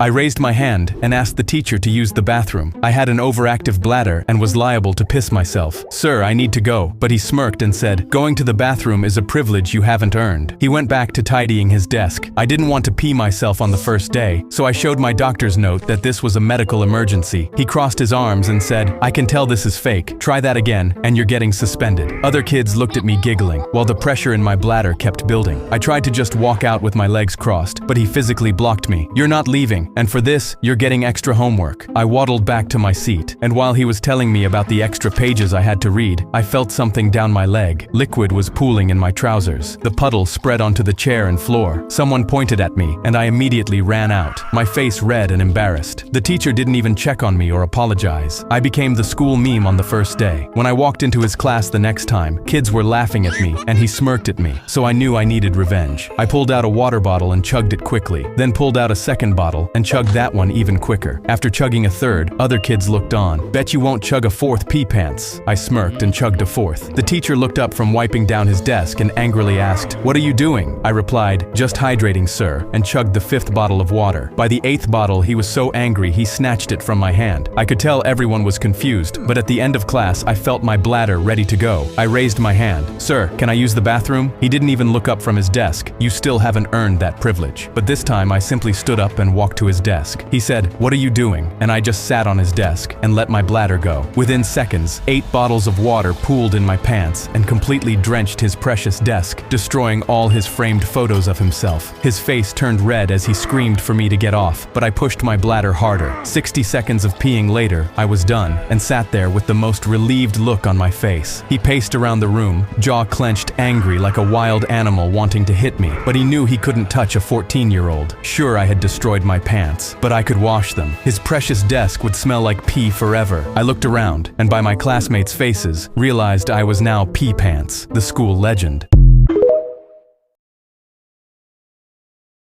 A black car swerved in front of me on the highway and slammed on his brakes. I had no time to react, so my bumper crunched into his back end. Crash. He got out already on the phone with 911, walking toward me, shaking his head. I was just rear-ended by a reckless driver. I need police and an ambulance. I thought I was screwed because I had no evidence that I was innocent. But that's when I remembered the dash cam stuck to my windshield. I had the upper hand, so I just smiled. The guy rolled his neck and winced dramatically into the phone, telling the dispatcher his neck was already killing him. He hung up and limped over to my window with a smug grin. "Let me explain how this is gonna go, buddy. You rear-ended me, which means legally you're at fault. By next week, I'll have a chiropractor bill with at least 5 zeros on it, and your insurance is gonna cover every penny of it." He leaned closer. "I do this twice a month. The trick is picking nice guys like you. It's easier if you don't fight it." I pulled out my phone and tapped open the dashcam app. "I think it's easier if I show you this." "What the freak are you doing?" I turned the screen toward him. The app captured his black car cutting across 2 lanes and slammed on the brakes on purpose, in 4K. He rolled his eyes. "That footage doesn't prove anything." I held the phone steady. "It will when the cops get here in 5 minutes." He realized he was going to lose the case, and he stormed back to his car and slammed the door. "You can't leave the scene of an accident," I yelled. He revved the engine and floored the gas, swerving back into traffic without looking. Suddenly, I heard a car beep.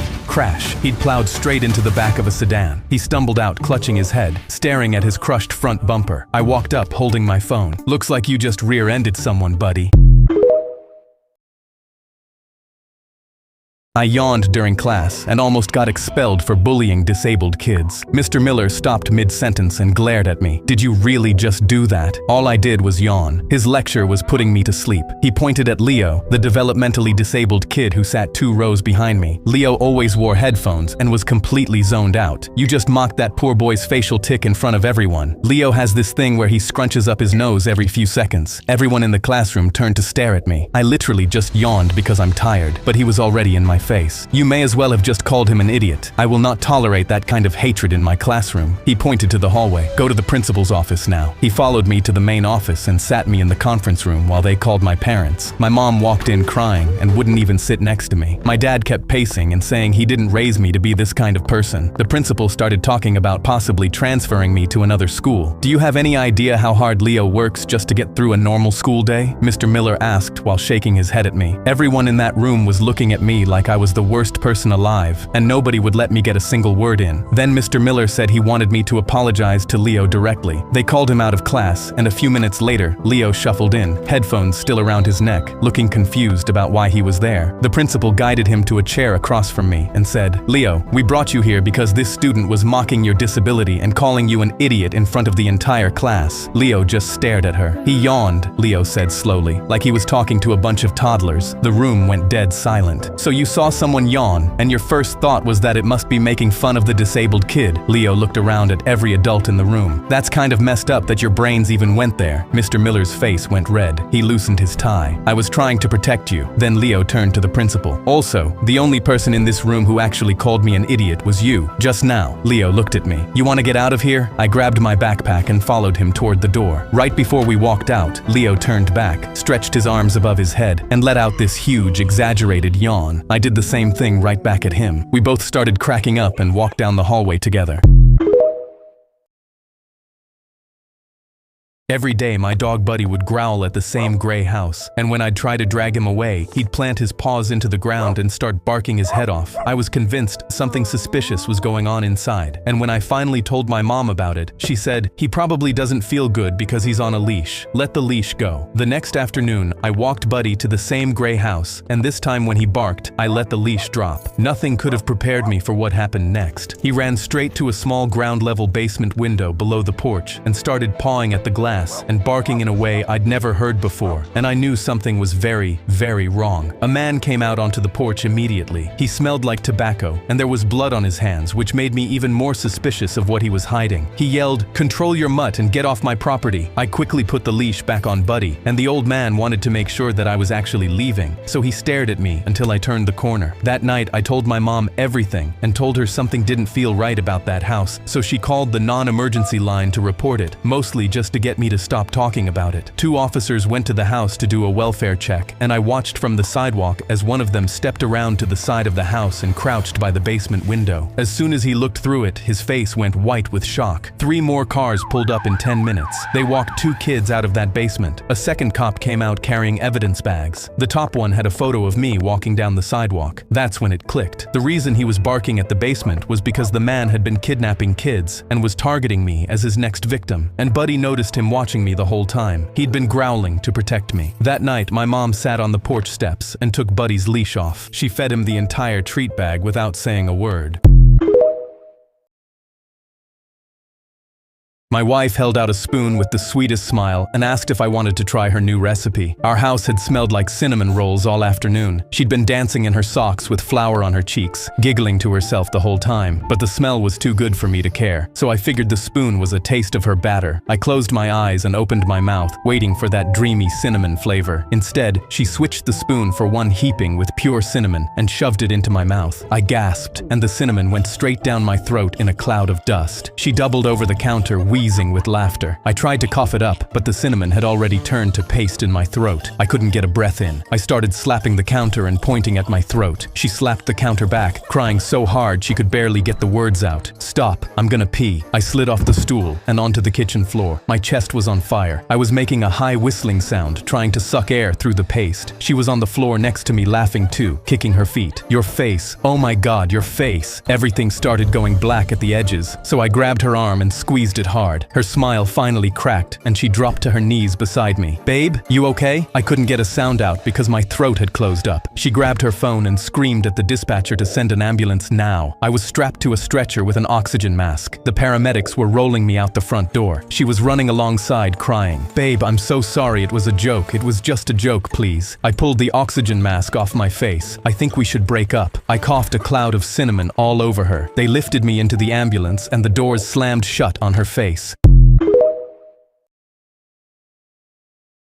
My dad called me a complete failure because I grabbed the wrong size wrench. We were in the garage working on his Mustang when he yanked it out of my hand. "That's a 9/16, not a ½ inch. Even your 12-year-old sister knows the difference." I told him he didn't need to yell, and he slammed the wrench on the workbench so hard every tool jumped. "That's your problem. Soft. Always on those damn computers instead of learning to be a real man. You're an embarrassment." I tried to show him my honors program letter, but he waved me off. "That's not real work. That's sitting on your butt pushing buttons." I walked out without a word and nearly ran into Mr. Garcia next door, struggling with a box on his driveway. "Hey there, son. Perfect timing. I got this new security system and the instructions might as well be in ancient Greek." Inside his garage, he looked at my face and stopped. "You okay, son? My dad hates me. Nothing I do is ever good enough." He put his hand on my shoulder. "Parents don't always see what they have. Doesn't mean you're not valuable." I nodded and got to work on the cameras. Within 40 minutes, I had 8 cameras, motion sensors, and custom notifications all running on his phone. He tested the night vision and shook his head. "The guide said 2 professionals need 3 hours, and you did it by yourself." My dad's voice boomed across both driveways. "Where the hell did you go? I need the oil pan." We walked outside, and my dad stood between our properties with his arms crossed. "Your son just installed my entire security system," Mr. Garcia said. My dad's jaw tightened. He should have been helping me. We were in the middle of something important. "Important?" Mr. Garcia shook his head. "Tom, I've listened to you work on that Mustang for 3 years. It's a beautiful hobby, but your son just showed me skills companies pay 6 figures for." He put his hand on my shoulder. "I wish I had a son like you. My wife and I never got that chance." "Don't fill his head with nonsense, Garcia. Real work is with your hands." "Tom," Mr. Garcia's voice went flat. "I run a construction company. I know what real work is. Your son has a gift, and he just got a full scholarship you don't even know about." My dad's mouth opened. "A scholarship? Why didn't you tell me?" I looked him right in the eyes. "Because you called it sitting on my butt every time I tried." My sisters came running outside. "Mr. Garcia, can we come reorganize your garage again?" They clustered around us on the neighbor's driveway. My dad turned and walked back to his garage alone.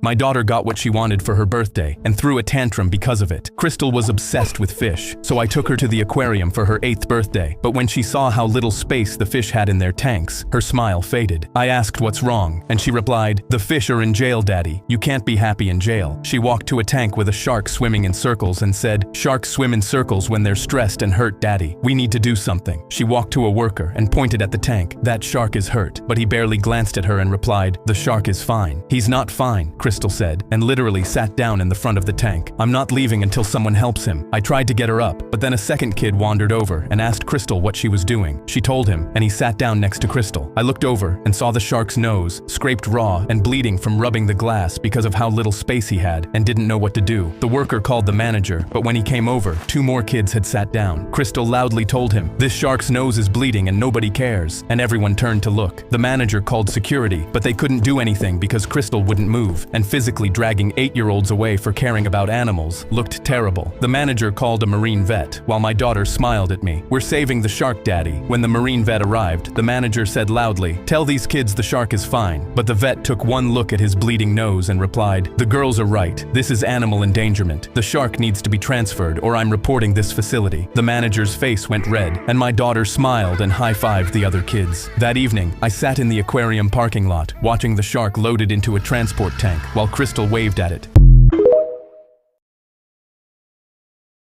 Quero ver se tu é foda. Vai de ladinho na piroca. Vai de ladinho na piroca. Vai de ladinho na piroca. Vai de ladinho na piroca.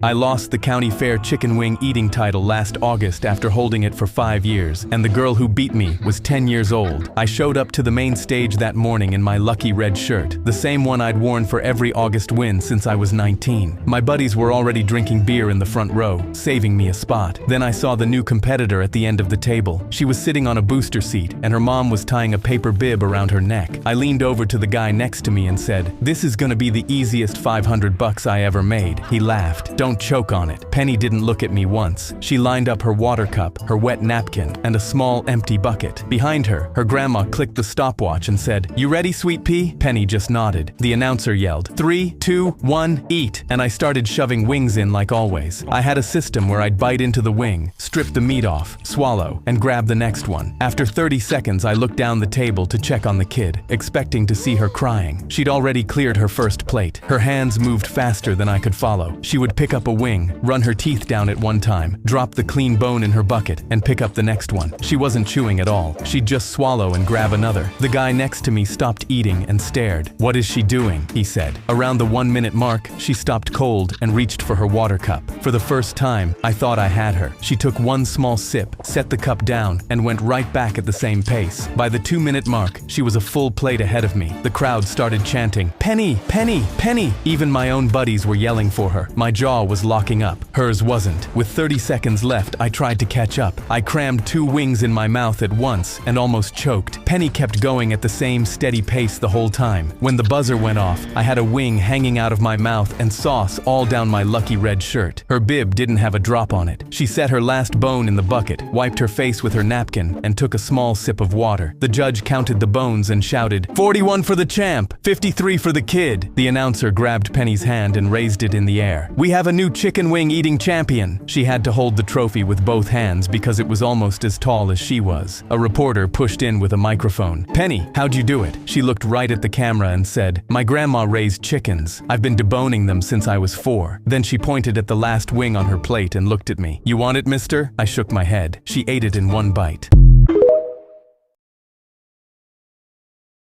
My dad took me on my first hunting trip, and by sundown, I was the one keeping him alive. Dad said this trip would make a man out of me. We hiked in before sunrise, and he handed me his hunting knife. "Don't ever go in the woods without one." Walking in, he kept pointing at the trees. "Moss only grows on the north side. South is wherever it isn't." He drilled me on real knots until I got one right. The wind picked up, and I was shivering. "Panic kills you out here, buddy, not the cold." A pheasant burst out of the brush in front of us. I swung the gun up, fired, and it dropped in the grass. grass. He ruffled my hair. "You're a natural." We were 2 miles from the truck when the trail dropped into a muddy wash. His boot caught the edge, and his whole body slammed into the dirt. The crack bounced off the trees. His ankle was bent 90 degrees the wrong way, and the bone was pushing against his sock. He started screaming, and my legs locked up. Then I heard his voice from that morning. "Panic kills you out here." I knelt down beside him and grabbed his shoulders. Dad, I'm gonna fix it." I pulled out his knife and cut my sleeves off for the splint. I jammed a branch against his leg and tied the strips around it with 3 real knots. He was sweating through his shirt and going pale. The sun was almost down. "Get up." "I can't, buddy. Just leave me here." I ducked under his arm and pulled him up. "You taught me how to read moss. I'm getting us out." Every step, he gasped. Every step I read the moss. It was dark when we came over the hill and saw the truck. He collapsed against the door and pulled me into his chest, crying. "I was supposed to teach you to be a man today." I started the engine. "You did, Dad, 3 hours ago, the minute you called me a natural."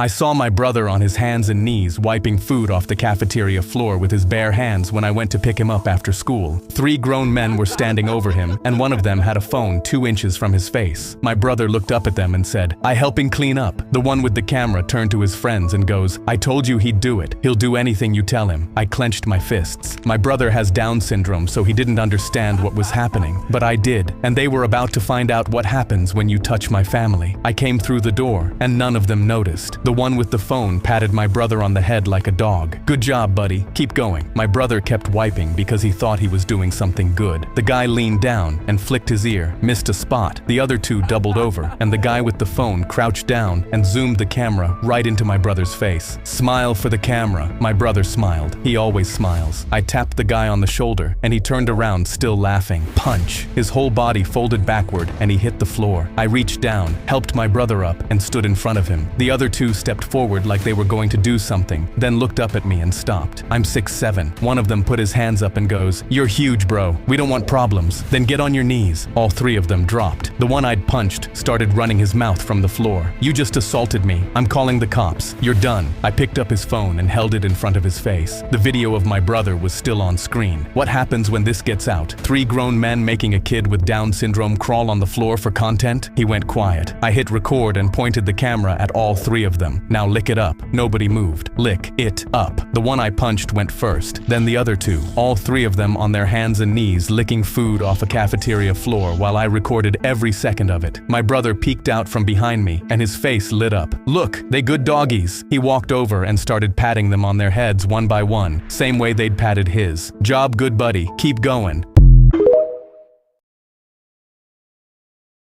I pulled the dust cover off my dad's '69 Camaro and blew off 2 years of dust. I climbed into the driver's seat and just sat there. He used to take me out in this thing when I was a kid, and I'd dangle my legs because they couldn't reach the floor. He'd grin and tell me, "Windows down, son. That's the only way to drive a Camaro." We spent 5 years rebuilding it every Saturday for the May drag race. 2 years ago, he had a heart attack 6 weeks before race day and died holding my hand. The car sat rotting in the garage ever since, and May was 3 weeks away. I put my hands on the wheel and shut my eyes. "I'm finishing it, Dad. We're winning the race for both of us." I worked every night that month. I bolted the engine in, ran the new wiring, dropped the radiator, and torqued every bolt the way he taught me. 3 weeks in, I turned the key for the first time, and it fired on the second crank. The engine sounded exactly like I remembered. Race morning, I drove to the strip with my hands shaking on the wheel. I rolled up to the line. The seat next to me was empty, but I could feel Dad grinning in it. The flag dropped and I jumped on the throttle. The car launched and pinned me to the seat. I hit second, third, fourth, and the line came up faster than I could think. I crossed it first. I sat in the staging lane and rolled the windows all the way down. He used to drive me around in this car when I was a kid. Tonight I drove him. I drove home with the windows down, just like he used to.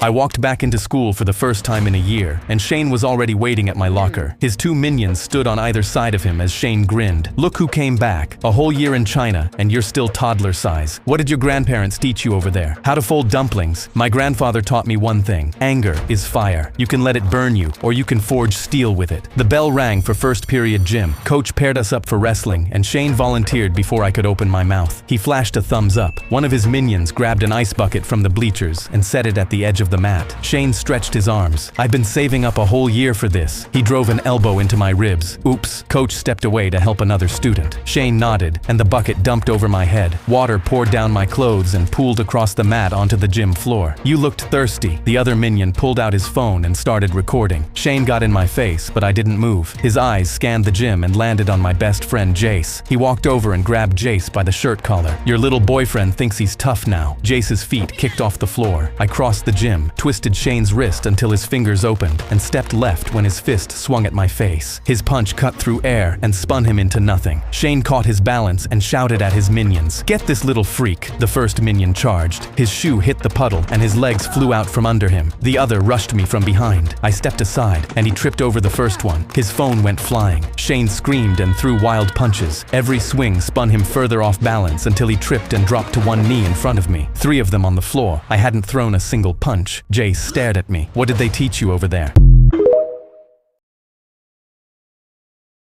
I was getting flowers ready for my first date with a girl from Hinge when my brother grabbed my phone to look at the girl's profile. He immediately started laughing at me. "You're going on a date with her? She's way too fine for your chopped ah. You're going to need my help. I'm coming with you." I was extremely annoyed because my brother couldn't stand when I had something nice, and he always tried to ruin it for me. "Chill, bro. I'm okay. I don't need your help." He was already putting his jacket on. "You're bad with women. I'm going to help you. I'm not taking no for an answer." I was irritated because I knew he was going to ruin this for me. When we got to the restaurant, she was already sitting at the table. She was even prettier in person, and I immediately started sweating. But before I could introduce myself or give her the flowers, my brother sat down next to her and reached out his hand. She looked confused. "Who are you?" My brother laughed. "I'm his dating coach. He's never been on a date before, so I'm here to make sure he doesn't embarrass himself in front of a beautiful girl like you." I sighed and thought that the whole situation was screwed, but I figured it was still worth a shot at trying to win her over, just in case she was my future wife. So I sat down across from them and pulled out a piece of paper from my jacket. It was a drawing I made of her dog from her dating profile, because girls like when you notice them for more than just their looks. I slid it across the table. "I saw your dog on your profile. I thought you'd like this." My brother snatched it out of her hands, looked at it, and burst out laughing. "You brought a drawing of her dog to a first date? You're cooked. This is exactly why you need me." He crumpled it up and tossed it on the floor. I figured the whole situation was going to shit, so I put in an AirPod to play music and distract myself from how angry I was at my brother. He grabbed her hand and said, "We should ask the Chuz to leave, right? He clearly isn't meant to be here." Suddenly, she pulled her hand away from my brother. My eyes widened with shock, and I took out my AirPod. Even my brother looked shocked. She went under the table and picked up the crumpled drawing. She smoothed it out slowly, then looked at me. "You actually read my profile. My dog died last week, and this was the sweetest thing anyone's ever done for me." I smiled like a lunatic. She turned to my brother. "Do you even know my dog's name?" He opened his mouth, but nothing came out. "Did you even read my profile, or did you just look at my pictures?" He opened his mouth, but no words came out.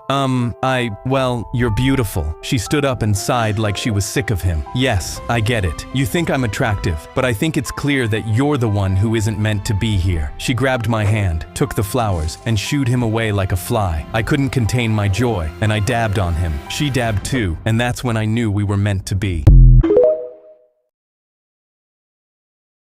My daughter Daisy was practicing for her regional spelling bee happening tomorrow when her stepmother accidentally spilled coffee all over her dictionary. Daisy began crying, and her stepmom swore it was an accident, but she was smirking, and when I looked over, her daughter Rachel was studying with her own dictionary. She was competing too. The next morning before the spelling bee, Daisy told me, "She ruined my dictionary, Dad. I don't know if I can spell these words." But I wiped her tears and told her she's been practicing for months. "She's got this." She nodded and ran on stage. My wife was already in the front, arms crossed with a smug grin staring right at Daisy. The bee started, and Daisy's hands shook. But when the judge gave her pterodactyl, she nailed it. Her stepmom was still smirking, and when Rachel spelled her word right, she cheered loudly. But then Daisy spelled comeuppance, platypus, and androgynous perfectly. I could see her gaining confidence with every word. Her stepmom's face was also now twisted, as her plan to sabotage Daisy wasn't working, but she had a trick up her sleeve. When there were 10 kids left, including both Daisy and Rachel, Daisy got the word hypothalamus. She sounded HY, and that's when her stepmom coughed loudly. Daisy jolted back, clearly startled, and almost messed up. She continued spelling, and her stepmom coughed again, even even louder. It was a clear attempt at sabotage. Daisy looked at me for support, so I said loudly, "Can we please show respect? This is a spelling bee, not a football final." The crowd turned to my wife, and she shrank back in her seat, angry because I'd embarrassed her. Daisy spelt hypothalamus and smiled at me, but my wife wasn't done. After Rachel got her word right and it was Daisy's turn, she sat directly in front of Daisy and started mouthing incorrect letters at her. Daisy ignored her and spelled it right anyway. My wife got more desperate and mouthed bigger, throwing in hand gestures like she was trying to telepathically sabotage Daisy, but Daisy didn't even blink, and I was struggling to hold in my laughter. By the time the round ended, it was down to just Daisy and Rachel. Daisy got her word right, but then Rachel had to spell chrysanthemum. She froze as she clearly didn't know it. She spelt CHRYS, but then she stopped. She looked at her mom, panicking for help. I could see my wife sweating as she started mouthing letters at Rachel, telling her what to spell. Rachel copied her mom, trusting her completely, and said AND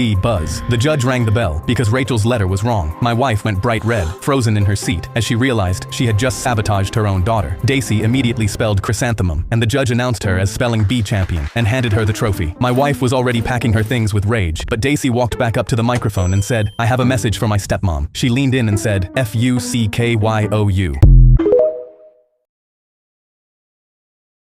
While running laps in gym class, I felt my chest lock up and reached for my inhaler. The gym teacher immediately ran toward me and ripped it out of my hands. "Stop being soft. You don't need this. Now give me 10 more laps." There was nothing I could do, so I kept running, but my legs felt like concrete and every breath was harder to catch. The gym lights blurred at the edges and I started seeing black. Mr. Riggins paced beside me and stopped the whole class to point. "Look at this pathetic loser. He can barely run 5 laps. No wonder he's so weak." A kid in the front row couldn't hold it in and started laughing. Then the whole class joined in, but I ignored them and kept running because stopping now meant Riggins won and the whole gym would see it. After gym class, Riggins wouldn't give me my inhaler, so I went to the principal's office and told him. He looked at me, then laughed like everybody else. "Riggins has been here for more than 10 years. He even taught history before he was a gym teacher. How dare you accuse one of my staff? Leave before I give you detention." The next day, Riggins called me out again. "Move it, asthma boy. Or do you need mommy to carry you?" The class laughed again. I locked my jaw, ran my laps, and didn't say a word, but I was done. Something the principal had said stuck with me, so I went to the library and looked through the staff directory and clicked Riggins's name, just as I thought, certified in history, not PE. Then I looked over the policy handbook and found it. That's when I knew I had him. I walked into the principal's office, and before he could say anything, I slammed the policy handbook on his desk. "Mr. Riggins is certified in history, not PE, and the handbook says non-certified staff aren't allowed to administer physical discipline. So you either do something about it, or I report you to the Board of Administration, and both of you can be fired." Next morning, the gym doors swung open mid-warm-up, and the principal walked straight to Riggins. "You're fired. I need your office cleared out by noon." Riggins just stood there, scratching his head. "This is ridiculous. I've been running this class all year. I thought we were friends. I'm sorry. Rules are rules. You were never certified to run this class. You can't do this." The principal pointed to his office. "Don't make this harder than it is. Grab your things and leave." Riggins walked into his office, grabbed his bag, and walked out of the gym with his head down. Weeks later, I saw him working at a sports store. I walked in, looked him dead in the eye, rolled up the middle finger, and asked if he carried inhalers.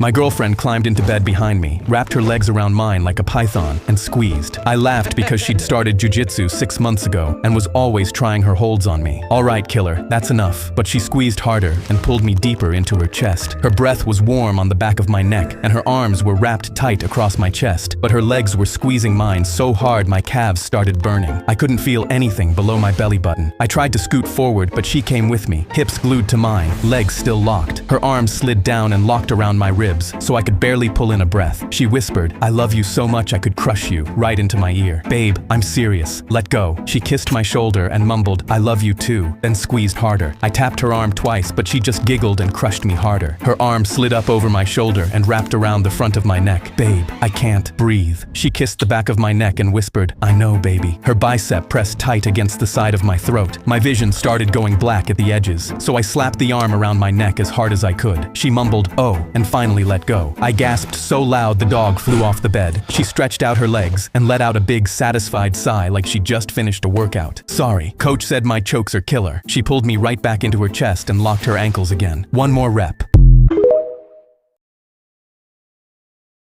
My brother-in-law spit my brisket out onto his plate at the family cookout. "This tastes like trash." He pushed back and waved at the grill. "That's why I'm always on the grill, because nobody comes close." I squeezed my beer can until it dented. "If you've got so much to say, let your cooking back up your words. Barbecue off this weekend. My backyard. Let the family judge." He stood up and pointed at me. "You're on. Winner cooks every family event all year. The loser shows up empty-handed." I stood up and we shook hands. Done. Saturday morning, he towed a $4,000 Yoder pellet smoker into my driveway and tapped the Wi-Fi probe. This thing texts me when my brisket hits 203. I rolled my dad's 20-year-old offset smoker out and lit the firebox with hickory I'd split the night before. He sealed his brisket in a bag and dropped it into hot water for sous vide. Meanwhile, my pork had been on the offset for 6 hours. He walked the family through his precision temperature curve, pulled the brisket at 135, and seared it on the Yoder. He plated pencil-thin slices on a slate board with microgreens and bone marrow butter, then gestured at me. "Your turn, champ." I pulled the shoulder off the offset, let it rest, and shredded it onto butcher paper with my hands. No plates, just pork with bark so dark it looked burned. His wife went first, took a bite of his brisket, and nodded politely. Then she pulled a piece off my pile, and her eyes closed. She squeezed his shoulder. "Sweetheart, I'm so sorry." The family voted 5 for me, 0 for him. He dropped onto the cooler, head down. Now every Saturday he shows up empty-handed, and I hand him a plate.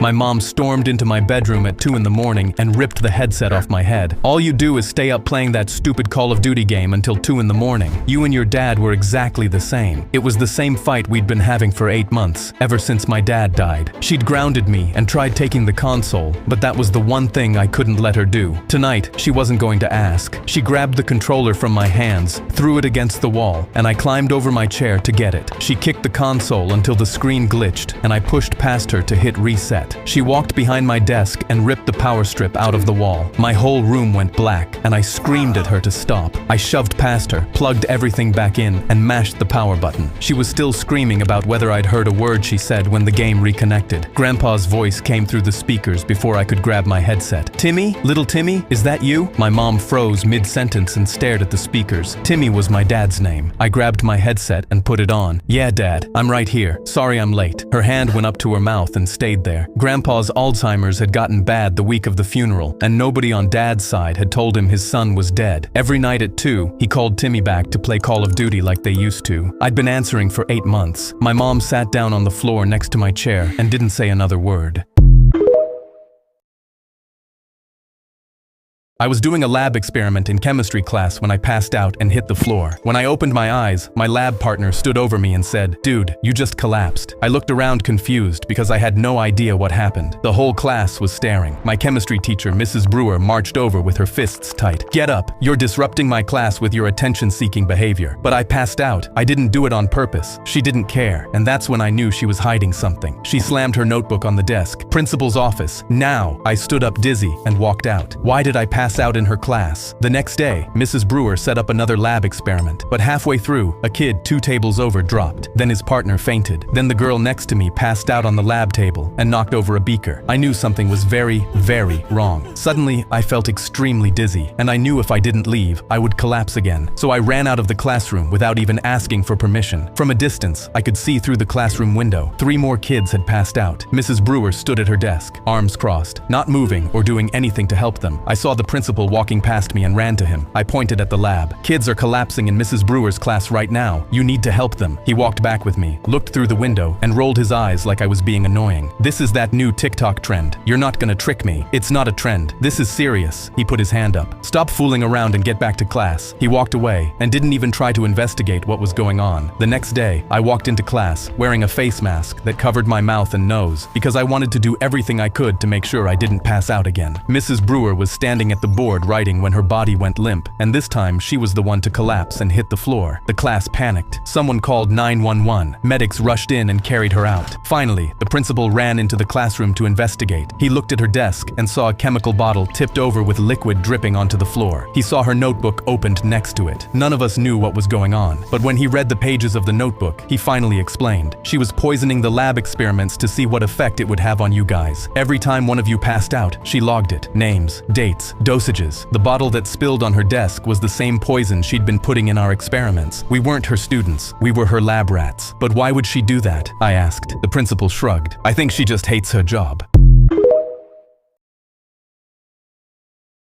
Me and my dad were waiting in the line at a theme park when a teenager aggressively pushed past us and skipped to the front. I turned to my dad, but he was just humming like he didn't care. "Dad, aren't you gonna do something?" The teenager heard me and instantly turned around and got in my dad's face. "Yeah, aren't you gonna do something, old man?" But my dad kept humming and simply replied, "The world will do more to you than I ever could, young man." The teenager scoffed. "That's the most stupid thing I've ever heard." He turned around and we all got on the ride. I asked Dad why he didn't do something, and he smiled. The world has a way of teaching people. The teenager again heard and laughed, "Stupid old man," under his breath. But then during the ride, the teenager threw his arms up and his phone slipped from his pocket and flew through the air. It landed on my dad's lap and I just stared at it. "Are you going to give it back?" Dad slipped it into his pocket and smirked. "We'll see." We got off the ride, and when the teenager realized his phone was missing, he instantly went pale. He screamed at the ride attendant that the ride needs to be shut down to find his phone. She said she couldn't do that, but he grabbed her radio and called her supervisor. I looked over and my dad was laughing. The teenager sobbed, looking around the ride for his phone and calling the employees incompetent for losing it. I asked my dad if he should just give the phone back, but he smiled. "Not yet. The kid needs to learn." 10 staff members were now helping him look. He yelled at the park manager that he was going to sue for negligence. The entire park had stopped because of his meltdown, but then my dad took a step forward. He tapped the teenager's shoulder and suggested he check his pockets. The teenager screamed, "I already checked them," and slapped his pockets to show his phone wasn't there. But then he suddenly felt something. He reached in his pocket and pulled out his phone, the one he'd been looking for. My dad smirked, and I instantly realized my dad had quietly snuck the phone back into the teenager's pocket without him realizing. The park manager asked the teenager, "So, the phone was in your pocket the whole time?" And he went red with embarrassment while the whole park stared. He screamed, "But how is that possible?" My dad smiled at him. "I told you the world will teach you more than I ever could. Next time, don't be such an asshole." He walked away, and the teenager stood there shaking. Because in his eyes, his phone was in his pocket the whole time. The world had actually just taught him a lesson.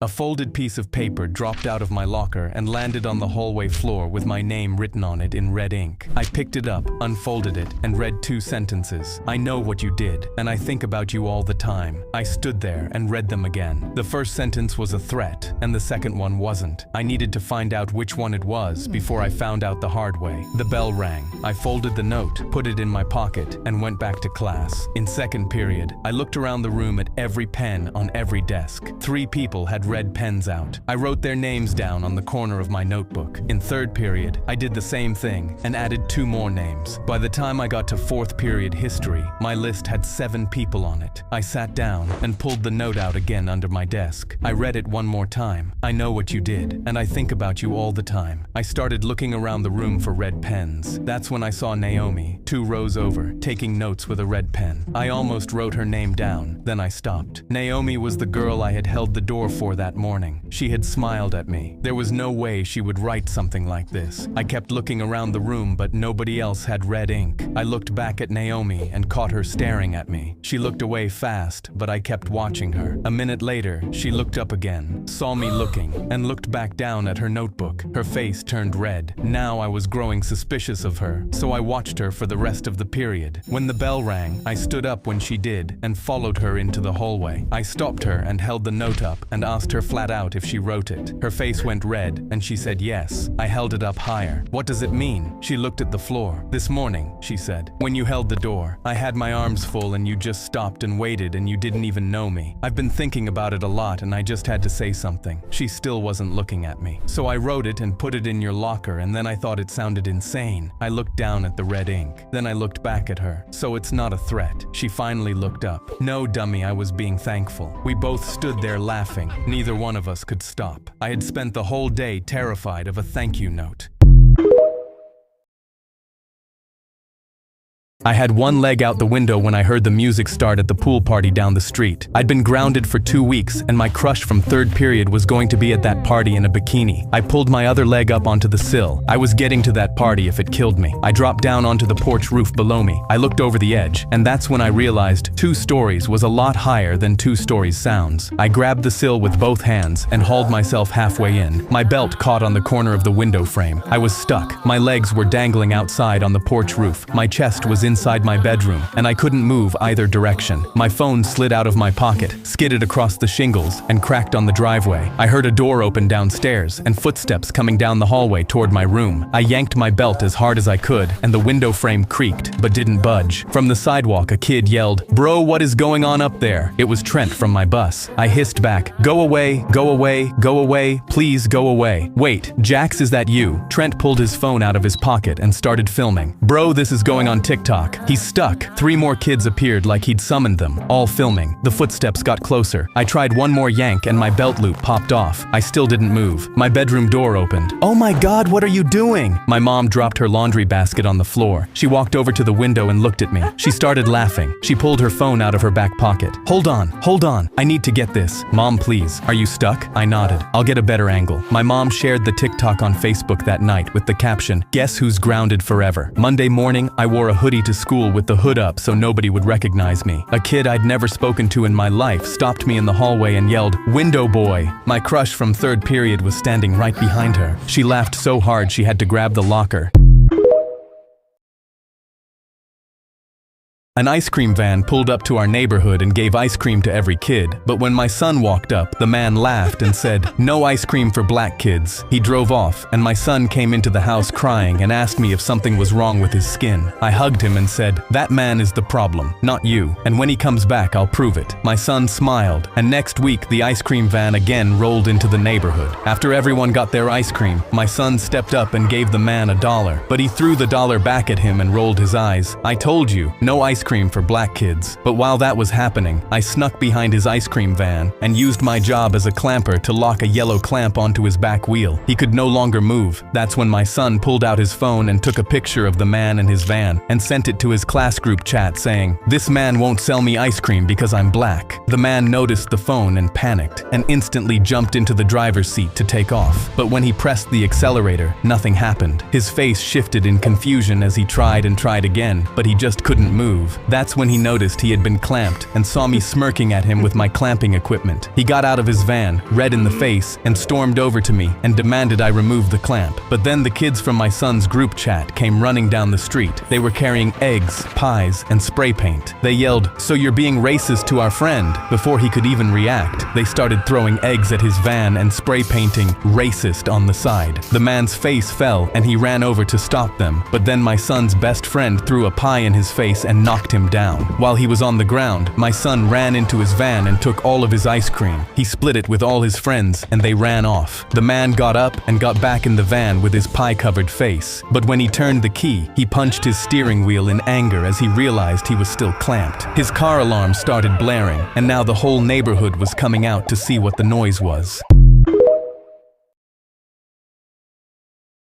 Every day for 5 years, a woman gave me a sandwich, but I never saw her face. I was homeless, living behind a strip mall, when I saw an uneaten, wrapped sandwich on the dumpster. I looked around, then snuck over and savored my first meal in 3 days. My stomach stopped rumbling, and I went to sleep not hungry for the first time in months. The next evening, a woman with her back turned was leaving another sandwich on the dumpster, and this time there was a note beside it. "What's your favorite?" I wrote it down, and the next evening, another sandwich was there just like I said. That night, I found a crumpled leaf and left her my own note. "Thank you, mystery sandwich woman." The next day, she left a sandwich with extra protein and veggies, and soon I stopped losing weight because of her sandwiches. She started leaving me little notes often, stuff like she'll try Sneak 2 tomorrow, and that I help her just as much as she helps me. I began looking forward to these notes just as much as her sandwiches, because I truly felt like we were friends, and that's something I've never experienced as a homeless person. On Christmas, I used all my money to buy a frame and put a photo of one of her sandwiches in it. I left it on the dumpster as a gift, and the next day found a wrapped box with warm gloves and socks inside. I'd still never seen her, so I put on my gloves and went in to figure out who it was. But my face was still dirty, and none of the employees even looked at me. I was crushed and walked out, but the sandwiches still kept coming, and for 5 years I stayed alive because of the mystery sandwich woman's kindness. But then one evening there was no sandwich and no note. I was disappointed, and then I saw the "for sale" sign on the window. The shop had closed down. I started crying because I thought I lost lost her. But the next morning, a man came up to me at the dumpster with my favorite sandwich and an envelope. He explained that his daughter was the one giving me sandwiches. She died of cancer 3 months ago, but before she died, she'd asked her co-workers to keep leaving me the sandwich every night, so I wouldn't know anything changed. She made her dad promise that when the shop closed for good, he'd come give me the final sandwich. I teared up and took the sandwich, and when I opened the envelope, a check for all her savings fell out. There was also a note: "I never showed you my face because I knew I was dying. I didn't want us to get close, only for you to feel the pain when I was gone. Please enjoy my last sandwich. Thank you for everything, Mystery Sandwich Woman." I turned over the note, and it was a picture of her making a sandwich for me. I finally saw her face. I unwrapped her last sandwich and cried as I took my last first bite.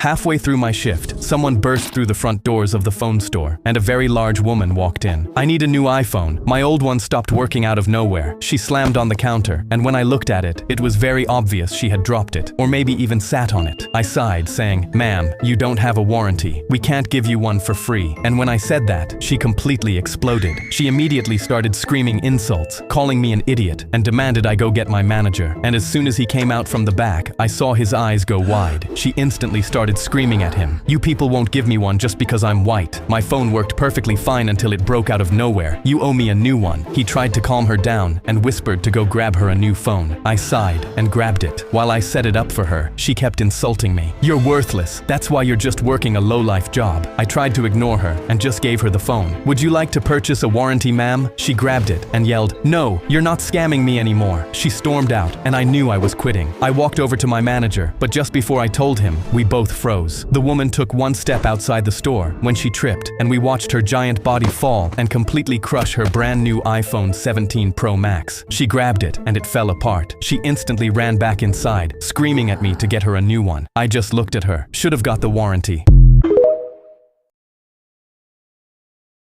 I was eating Doritos on the couch playing Minecraft when my chest started pounding in the Ender Dragon fight. I figured it was just nerves from the boss fight, smacked my chest twice, and kept clicking my mouse. My left arm started twitching, but I shook it out and kept clicking. The pounding got sharper and faster. Pain shot down my left arm, and I knew it wasn't nerves anymore. But I had never gotten this far against the Ender Dragon. I wasn't getting up for anything. My vision started darkening at the edges, so I leaned closer to the screen and kept firing arrows. Molly walked in from the kitchen with a spatula in her hand, saw me, and stumbled backwards. "Babe, why is your face gray?" 5 more minutes. In the dragon fight, she came around the couch, saw the screen, then saw my left arm hanging off the cushion. "Why isn't your arm moving?" "I got this." She pulled out her phone, and my Apple Watch started screaming a heart attack alert on the coffee table. "He's having a heart attack. Send someone right now." She was sobbing into 911. The dragon was at half a heart. The sirens started outside before she even hung up. My left side was completely dead. Just my right hand on the mouse. My eyes locked on the dragon. My vision tunneled down to just the screen. I clicked. The dragon roared and exploded into purple light. Achievement unlocked. Free the end. I slid off the couch onto the carpet. Doritos crumbs all over my chest. "Babe." Molly was kneeling next to me, screaming for the paramedics to hurry. I reached for her hand. "I won. My life is complete." I woke up to a slap. Molly was standing over my hospital bed with mascara streaks down her face. "You absolute dummy," I croaked. "Babe, did we really win?" "We?" She slapped me again.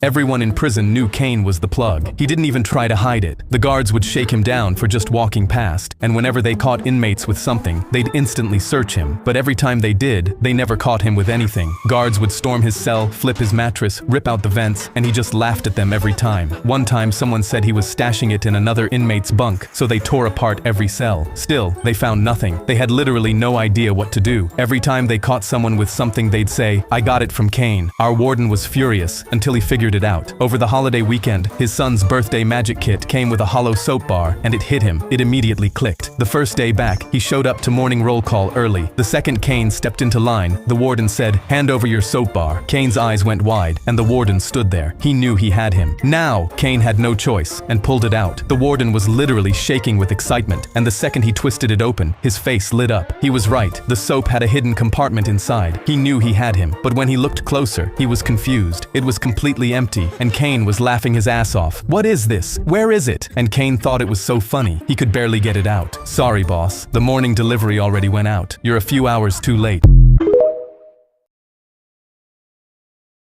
My deaf 13-year-old brother Rich shook me awake at 2 a.m. and pointed out my window to the woods behind our house. I signed what's wrong, and he signed back so fast and so frantic I couldn't understand him. I knew something was really wrong when he grabbed my wrist and just dragged me out. He shined his flashlight into the trees, and I saw a man at the base of an oak tree tied up with a rope, bleeding from his head, gagged with tape. His eyes were pleading me to help. I told Rich we need to help him and started walking towards him. But when I looked back, Rich was already in the house, frantically signing something to Mom. I reached the man and started undoing his knots, and suddenly he grabbed my hand with his now one free arm. He gripped really tight and looked me in the eyes, signaling to untie his legs. I started trying to unhook the knots when I felt Rich's hand behind me. He dragged me away from the man and instantly started tying him up again. I screamed, "What are you doing? He needs our help," and tried to stop him, but our mom suddenly grabbed me too. She dragged me back into the house while Rich finished tying the man up again and followed in. Mom got on the phone with someone, and finally Rich started signing at a speed I could understand. This man outside had been showing up at Rich's bus stop for 3 weeks trying to coax him into a van. So tonight Rich pretended to go along with it, lured him into our backyard, and hit him over the head with a brick.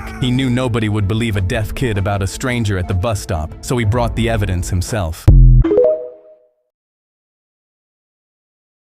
My teacher screamed at the disabled kid because he was humming in class. Bobby's hands flew over his ears and he rocked with tears streaming. She loomed over his desk, finger in his face. "Hum one more time and I will end your year." Bobby curled in tighter. I'd watched her break him for 9 months. Today I was standing up for him. I started humming and Mrs. Howard's head snapped up. "Who is making that noise? Whoever is doing it has detention." I tapped my pencil to add a melody and the class laughed. She marched over and got in my face. "Stand up." I stood up and hummed straight into her face. Her face went red and she slammed my desk. "Stop. Stop right now." I tapped my pencil louder and the class howled. She grabbed my pencil and snapped it in half. I just kept humming. Phones came out from under desks one by one. A kid up front finally said it. "Ma'am, you do that to Bobby every day." Mrs. Howard pointed at Bobby with wild eyes. "He hums because there's something wrong with him." "There's nothing wrong with you. You will not make fun of me in my classroom." Bobby's hands slid down from his ears. He pushed back from his desk and stood up. For the first time all year, he looked her right in the eye. "There's nothing wrong with me. You pick on me for no reason." The whole room went silent. Mrs. Howard opened her mouth but nothing came out. She snatched her phone off the desk with shaking hands. "Get security to room 12. 2 guards walked in and led me out by my shoulders. Bobby was still standing as I passed him. I sat on the bench outside the principal's office while half the school emailed him the video. His door slammed open. He stormed past me down the hall and came back with Mrs. Howard trailing behind him, her face drained. He didn't even glance at me. "You, out." I stood up and started walking. I made it 10 feet before I heard him through the door. "You are done. Pack your things. I never want you in this building again." I had to bite my smile down. Next period we had a substitute when a kid yelled, "Look outside." We all rushed to the window. Mrs. Howard was crossing the lot carrying a cardboard box of binders and a sad little plant. She made it 10 steps before her heel caught a rock. The box flew straight up. It came down right on top of her head. Bobby was already humming. He started clapping along, grinning like I'd never seen. She deserves that.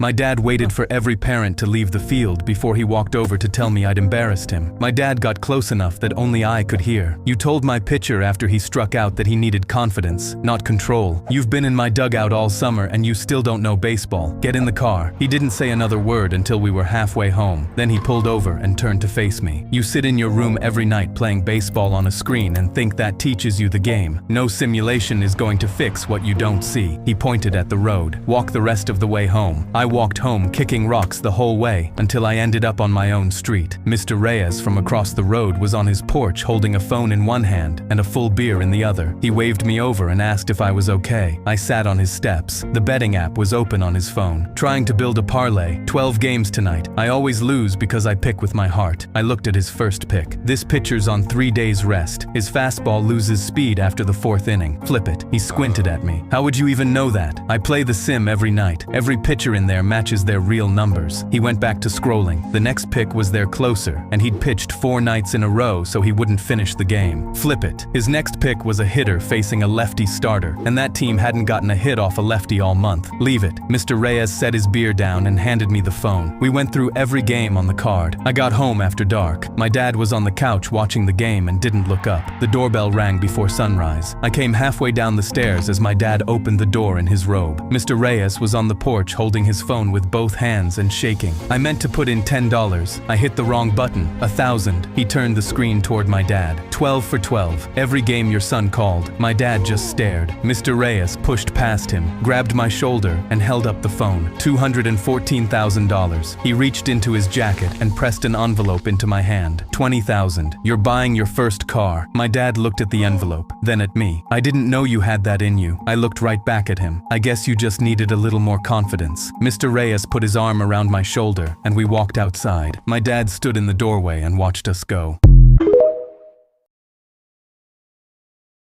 I left the pizza on the kitchen table just like the customer asked, but when I walked back outside, 2 masked men were breaking into my van. My 7-year-old daughter was currently in there alone. By the time I got to it, the van had already sped off. I panicked and went to call 911, but I got a text from my ex-wife. I just got a ransom message for our daughter. Isn't she with you? I instantly freaked out and dialed 911. A cruiser picked me up, and I got in the back, and we started driving. I got a text from my daughter's number, telling me to wire $50,000, or I'll never see her again. But $50,000 was my custody battle money, my whole life savings. I was still thinking what to do when they texted again. For every minute we don't get the money, we're taking a finger. Then they sent a video of them shooting my daughter's pinky finger off. I went pale and wired everything immediately. My wife texted again, "Oh my God, what have you done?" And I didn't know how to respond. The officer hit the accelerator and we saw the van. I prayed my daughter was alive, but then another video came in. He was holding a gun to her head, screaming, "Back off or we shoot." My daughter cried, "Please, Daddy, save me." And I begged the officer to stop, but he just drove faster, saying this was a scare tactic and they wouldn't actually shoot her. A dozen police cars converged ahead and they blocked the van from driving forward. It fully stopped. The officers stepped out and started running. I sprinted behind them. My phone went off. One last chance. I knew if the officers did anything, my baby girl was dead. I had to stop them, but they just tore open the back door of the van before I could reach them. What I saw made me freeze. A masked man had my daughter as a human shield, a gun at her temple. Her face was bruised. Everything froze.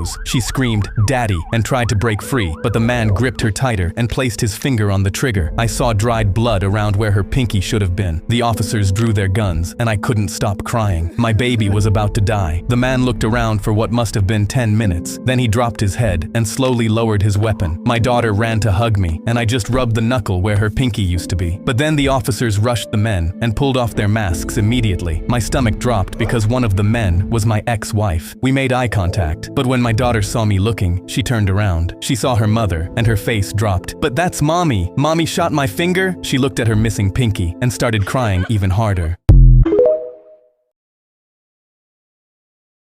My dad handed me a stack of blank postcards on my 8th birthday with one rule. Every time you get mad about something, write it down on one of these and drop it in the mailbox. I'll handle the rest. I asked where they were going, and he just smiled. You'll see. That summer, I wrote 14 of them. Tommy didn't invite me to his pool party. Mom made me eat broccoli, and Coach made me sit out for being late. I stamped each one, dropped them in the mailbox, and felt better every time. By middle school, I was writing 2 a week. Ashley laughed at my haircut. I got a C on a science project I worked hard on, and my best friend started hanging out with the kid who used to push me into lockers. When I asked again where they were going, he didn't even look up from his paper. Don't worry about it. By high school, I'd written hundreds. I'd write one, drop it in the mailbox, and forget about it by dinner. On my 18th birthday, my dad slid a cardboard box across the kitchen table. Inside was every postcard I'd ever written, stamped and mailed back to me. I started reading them. Uncle Greg made me sit at the kids' table at Thanksgiving. Mr. Henley gave me detention for chewing gum. Becca didn't text me back for 3 days. I couldn't even remember writing most of them. I shook my head. "Dad, I don't know who half these people are anymore." He nodded once. "Most of what hurts today won't hurt tomorrow, son. Save your stamps for what lasts." My wife came home from her nightly walk and smelled extremely strange. "What is that smell? Where were you?" She shrugged. "I don't know what you're talking about," and walked past me to go to sleep. I wasn't sure if she was hiding something from me, but then she did it again the next night, and the next night. After a month of this, I knew I had to find out what was going on. So one night after her walk, I checked her jacket for clues. There were hairs stuck to the sleeves that weren't mine. In the right pocket, I found the receipt to a baby clothing store. In her left pocket, I found the key to the storage building in our backyard. Did she have a baby with another man? The next night, I waited at the window. She walked straight to the storage building and locked the door behind her. I crossed the yard in my socks. I stopped outside the door and eavesdropped on what she was saying. I could hear her whispering softly, "You're the best part of my day. I love you so much." I threw the door open hard enough that it bounced off the wall. I expected to catch her kissing another man, but instead, I caught her sitting cross-legged on the floor, with a mini pig wearing a sweater in her lap, eating a carrot out of her hand. She looked up at me like she was extremely scared of what my reaction would be. "His name is Gerard." I stared at Gerard, and we locked eyes. "I know you hate animals, but I found him in the back garden. A fox was about to eat him." She had tears in her eyes like the memory was making her emotional. "So can he come home?" I looked at how happy my wife was and sighed. "Fine, but only if we can have him for breakfast." She shot me an angry look, and I laughed. "I'm kidding. Gerard's part of the family." I jolted awake in fifth period with a full bladder and immediately raised my hand to ask for the bathroom. Mrs. Riley stopped mid-sentence and her whole face lit up. "Drew, yes, finally!" My hand was still in the air and I realized she thought I was answering her question. I had no idea what the question was. She turned to the whiteboard and tapped it twice with her marker. "Class, Drew is going to tell us the answer." 30 heads turned at once. I felt my chest cave in and my bladder somehow get worse at the same time. I scanned the board for any hint of what she'd been talking about, and the only word I caught was stomach in green marker. I cleared my throat. "The stomach?" My voice cracked upward into a question. She clapped her hands together so loud the kid next to me flinched. "Yes, Drew, yes." I started lowering my hand because I'd somehow gotten away with it and I needed to pee so bad I was about to cry. "Now explain to the class why the stomach is so important to digestion." My hand froze halfway down. I shifted my weight in the chair and crossed my legs under the desk. I'd seen a Mountain Dew commercial that mentioned acid one time. "Because of the acid?" Mrs. Riley gasped and put her hand over her heart. "Drew Vance, I am so impressed." I was sweating through my shirt and I could feel it on my back. I just needed her to let me leave. She turned back to the class with both arms out. "Drew is presenting this at Friday's health assembly." I forgot how to swallow. Mateo in the back row stood up out of his seat. "Let's go, Drew!" The whole class started clapping. I nodded because I couldn't form words. I raised my hand again, this time actually waving it. She turned back to me with the biggest smile I'd ever seen on a teacher's face. "Go on, sweetheart. Go celebrate. You've earned it." Friday morning, I stood at a podium in front of the entire school and gave a 6-minute presentation on the digestive system. I'd never raised my hand to answer a question in my life. I just had to pee. I looked around, and every kid in the room had the same look on their face. A girl raised her hand. "Is this a joke?" Mrs. Larson slammed her palm on the desk. "No talking during the test." I stood up. "I refuse to answer this." "Then you fail." "Fine, I'll fail." 2 more kids pushed back their chairs and stood with me, but the quiet kid who always ate alone walked his test up to the front. Answered. Done. The popular girl looked at her friends, wrote something down, and handed hers in too. One by one, more kids started writing. "You guys stop!" Mrs. Larson stood over me. "If you don't answer, everyone in this class fails because of you, Caleb. Everyone." My friend grabbed my arm. "Just write something. It's not real. It's just words on paper. We all need to pass." Another kid whispered. My pen scratched across the paper. A random name. I handed it in. Mrs. Larson collected every test and read them one by one. Her face gave nothing away. She looked up. "Caleb, stand up. Come to the front." I walked up on shaking legs and she turned to the class. "This is who you all voted to kill." I spun around. "All of you?" Half the room looked away. "You threatened them. This wasn't serious. The motive doesn't matter. They all agreed you should die for their survival." A girl shot out of her seat. "We didn't. It's just words. It was a joke." "Interesting." Mrs. Larson walked to the projector and turned it on. A photo filled the screen. A girl, maybe 17, basketball uniform, smiling. "Anyone recognize her?" I looked closer. She was a grade above us. Rachel something. I sat with her at lunch once. She didn't talk much. Mrs. Larson's smile disappeared. Rachel was the #1 girls basketball player at this school. Then she twisted her ankle and lost one game. Everyone told her to kill herself, but it was just words. They sent threats online, as a joke, posted memes about her missing the shot, but not in a serious way. Nobody in the room moved. When everyone forgot their jokes, Rachel spent every day alone. 3 weeks later, she unalived herself. The bell rang. Everyone filed out without a word. I stayed behind. Mrs. Larson, who was she really? She wiped her eyes. "My daughter. Last month." I walked over and hugged her. They found hundreds of messages on her phone telling her to die. All from classmates. All just joking. She pulled back and looked at me. Words have power.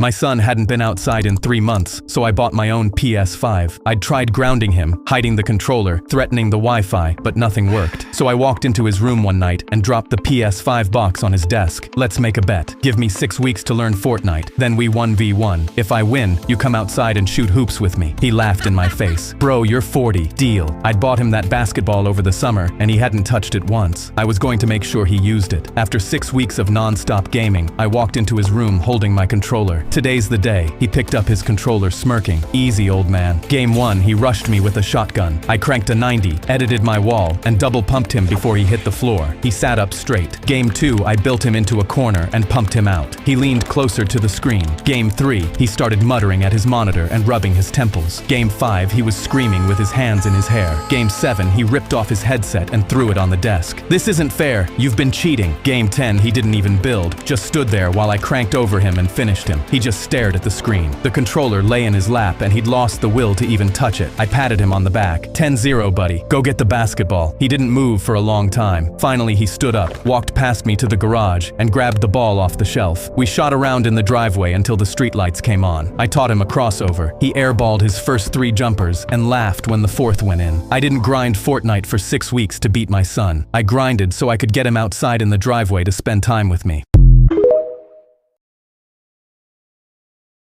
I was home alone when the floor shook under my feet and I knew someone was breaking into my home. I'm deaf, so I couldn't hear it, but I could feel it. I knew I had to find out who it was, so I immediately grabbed the security footage on my phone and pulled up the porch cam. And when I saw who it was, my body was instantly filled with adrenaline. It was the Hadley brothers, the same 2 boys who burst my eardrums when they found out I'd snitched and told the cops about their dad's hit and run. They were both holding bolt cutters, and I had no idea what they were planning to do to me. I bolted up the stairs to my dad's construction office and dove under my dad's workbench, pressing my back against the wood. Through the gap between the bench legs, I saw both of them moving down the hallway with the bolt cutters. I had no idea what they were for, but that's when my phone buzzed with a text. "We're taking your hand so you can't use sign language and ask for help ever again." My whole body went cold because I felt like my life was over. The floor under me thudded once, twice, 3 times, and I could feel doors slamming somewhere on the other side of the house as they tore through every room looking for me. I didn't know what to do, but suddenly the house went completely silent. I knew they were being quiet on purpose, so I couldn't feel what they were doing next. But that's when I remembered I was literally in a room full of construction tools. There had to be something here that could help me. I scanned the table and went through the drawers as quietly as I could. That's when I found it. A sound horn that was loud enough to rupture an eardrum. I pulled the drawer open, and my hand closed around the handle just as the garage door swung wide. I put my hands behind my back as the Hadley brothers stepped inside with bolt cutters, smiling. They started snipping them to show me they were ready to cut my hands off. I pointed it straight at them and pressed the trigger all the way down. The pressure of the sound wave hit them point blank. Blood burst from both their ears at once, and they dropped to the concrete screaming, clawing at the sides of their heads. I couldn't hear any of it. They came to take the hands I used to communicate, and they left without their ears instead.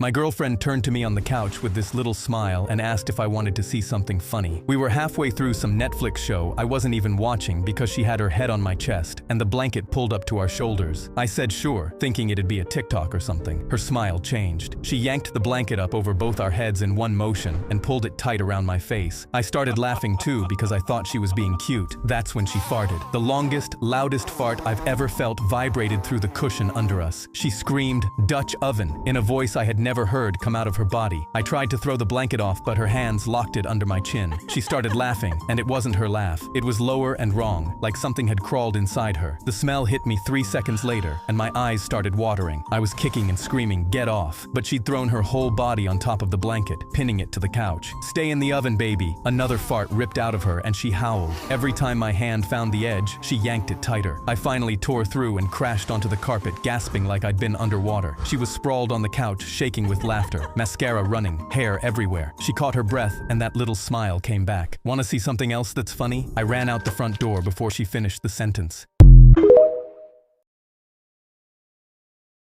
Brennan slammed his Beyblade down onto the girl with Down syndrome's tray and shredded her sandwich into pieces. She sat there stunned, tears welling up in her eyes. I turned to him furious. You think it's okay to do that to her? Brennan smirked. Yeah, she's a window licker. He turned and walked off without looking back. Something inside me snapped. I stood up on the bench, pointed across the cafeteria, and screamed, I challenge you to a Beyblade duel. The whole cafeteria gasped and turned to look. Brennan stopped mid-step. He slowly turned around with this evil grin spreading across his face. You're on. Me and my boys versus you. Loser licks the bird poop off the table by the playground. By the time we got to the picnic table, the entire playground had circled around it 3 kids deep. Cohen pulled out a Beyblade with flames on it. Tate had a dragon. Brennan was twirling a black one with red spikes between his fingers. I unzipped my backpack and pulled out the one my older brother gave me for my birthday. Solid metal, no paint, no stickers. He told me, this is Ragnarok. Don't use it unless you really need to. Brennan took one look and cackled. What is that? A paperweight? We loaded our launchers and Brennan counted us down. 3, 2, 1. Beyblade, let it ripe. 4 Beyblades hit the dirt and sparks shot up wherever Ragnarok made contact. Crack. Ragnarok drilled into Cohen's and it shattered into 4 pieces. Cohen dropped to his knees sobbing. It was my birthday present. Ragnarok ricocheted off the wreckage and slammed into Tate's dragon. The whole thing launched out of the ring straight at Tate's face and knocked 3 of his teeth clean out. He touched the gap, saw blood, and ran off crying. Brennan was the only one left. His Beyblade was wobbling backwards trying to escape. He dropped to his knees and shoved his bare hand into the ring to block Ragnarok. Too late. Ragnarok smashed through into his Beyblade and it exploded, a shard of plastic slicing his palm open. He yanked his hand back screaming. The top half of his Beyblade flew up and landed dead center in the bird poop on the picnic table. Ragnarok kept spinning alone in the middle of the ring. The whole playground exploded. Marley! Marley! Marley! Brennan stumbled toward Marley, clutching his hand. Cohen shuffling behind him, still sobbing. He stopped in front of her and stared at the ground. I'm sorry. Marley's face slowly broke into the biggest smile I'd ever seen. She raised her middle finger. I forgive you too. Then she pointed at the picnic table. Loser licks the table. Both of them dropped to their knees and licked while the entire playground watched.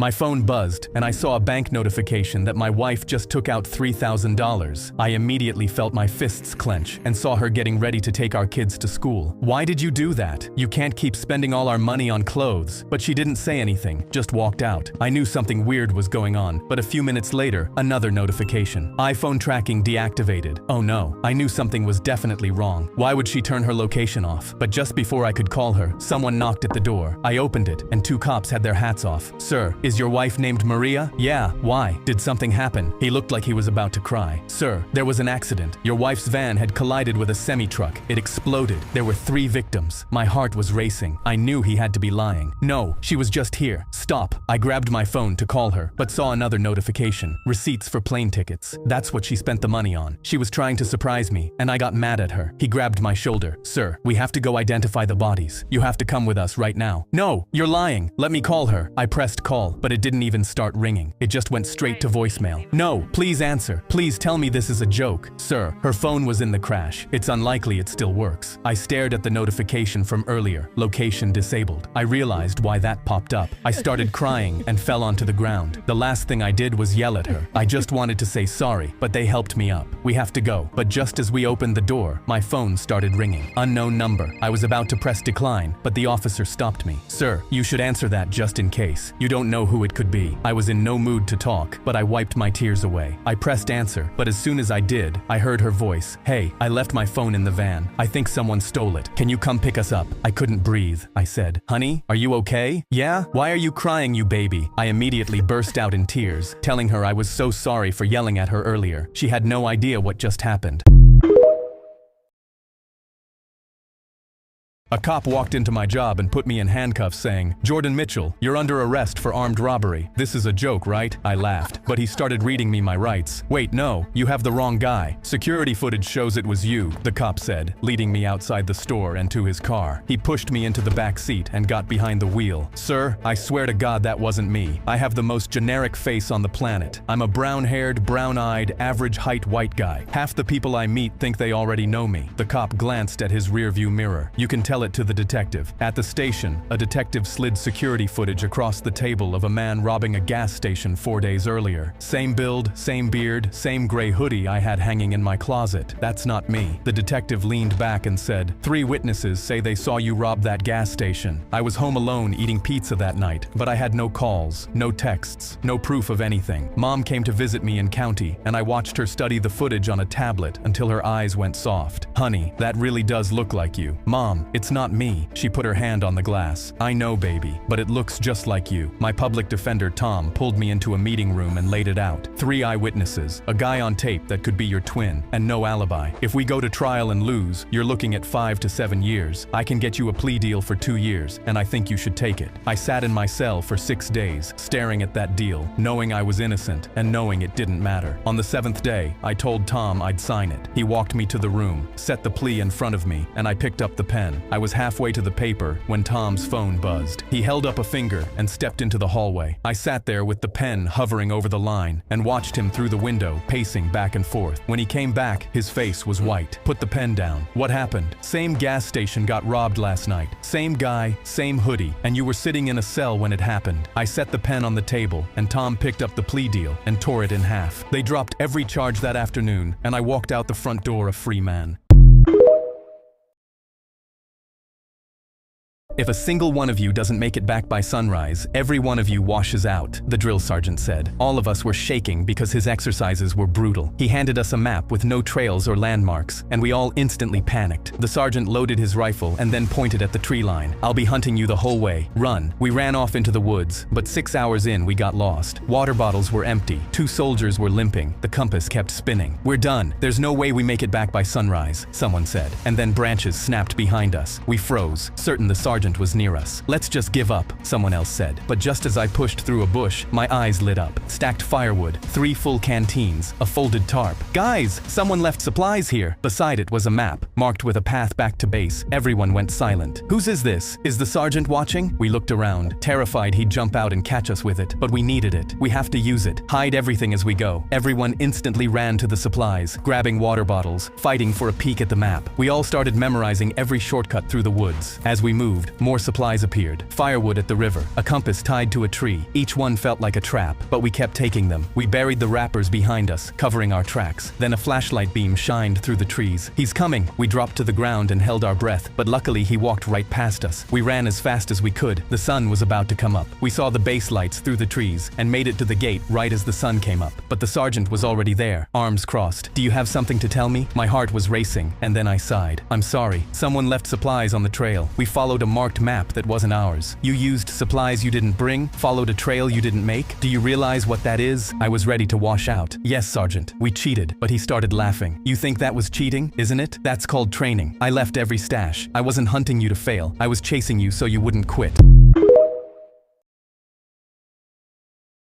I had my head on my desk watching the clock with 30 minutes left in the math test when I started tapping my pencil. Mrs. Castellan's head snapped up. She ran across the room and slammed her hand on my desk. "What do you think you're doing?" "I was bored. I'll stop if it bothers you." She grabbed Felix's test off his desk and crumpled it in her fist. Felix jumped to his feet. "I wasn't finished. I'm not stupid. You two have been cheating all year." She grabbed each of us by an elbow and dragged us out into the hallway. She got on her walkie-talkie and called for security. 2 guards in polo shirts caught up to us with kids watching from every doorway. Felix and I kept telling them we didn't cheat, but they wouldn't even look at us. They walked us to Principal Marlowe's office and sat us in chairs that were too small for us. Mrs. Castellan marched up to his whiteboard, uncapped a marker, and started drawing tap patterns. 3 short taps means add, 2 long taps means subtract, 5 quick taps means 12. I cracked his whole code. Felix raised his hand from his too small chair. "Sir, none of the answers are 12. Principal Marlowe flipped through the test packet. "He's right. That isn't a code. He was just tapping his pencil." Felix shrugged. "I'm just smart, sir." Mrs. Castellan's mouth opened and closed while Principal Marlowe uncapped his pen. "Written warning. Week suspension. I'll be calling their parents to apologize for you." Walking back to class, Felix elbowed me. "Dude, that was close. She almost had it. 5 quick taps means 10, not 12. I smiled. "Yeah, who would have thought we almost got caught?" We walked back into class laughing.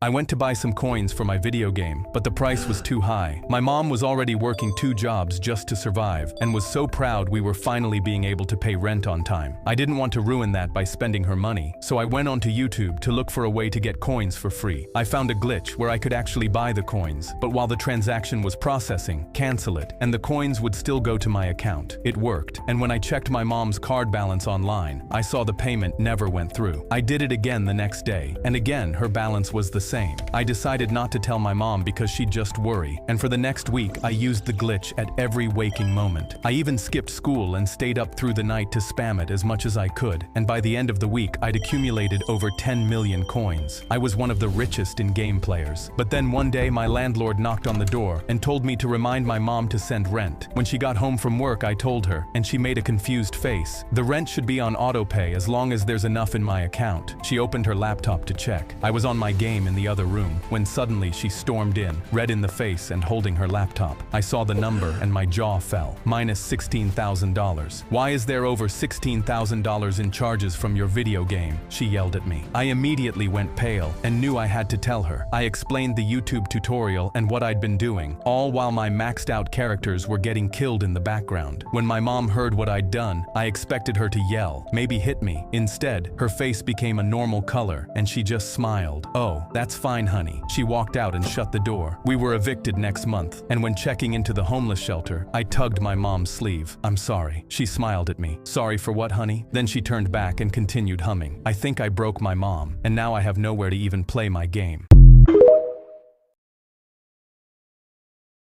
Coach gave us a shot at no Saturday practice and then tried to cheat us out of it. He walked into practice and caught me and Kevin laughing in the free throw line, and instead of running us both, he crossed his arms and said, "I've got a better idea. 10 free throws in a row each. You do it and Saturday's yours. Miss one and the whole team runs 100 laps." Kevin stepped up first and knocked all 10 down without blinking like it was warm-up, and now every single person in that gym was looking at me. I stepped to the line and hit the first one, then the second, and by the fifth, the whole gym had gone quiet, and by the ninth, everyone was on their feet, and coach had stopped writing out lap sheets and was just watching. One left. I bounced the ball 3 times the way I always do, took a breath, and let it go. That's when the clipboard came flying across the court and caught the ball just enough to send it offline, hitting the top of the backboard first, bouncing down to the front of the rim, rattling around the edge, and coach had already turned away with his arms out smiling before it settled. "Oops, looks like you guys are running today." He didn't even finish the sentence before the whole team cut him off screaming. The ball had dropped clean through the net, and not one of us had looked away. When he turned back around and saw it sitting there, his clipboard was already on the floor, and his jaw locked tight. He didn't say a word the whole time he went around taking back every lap sheet he'd handed out. Nobody ran a single lap that Saturday.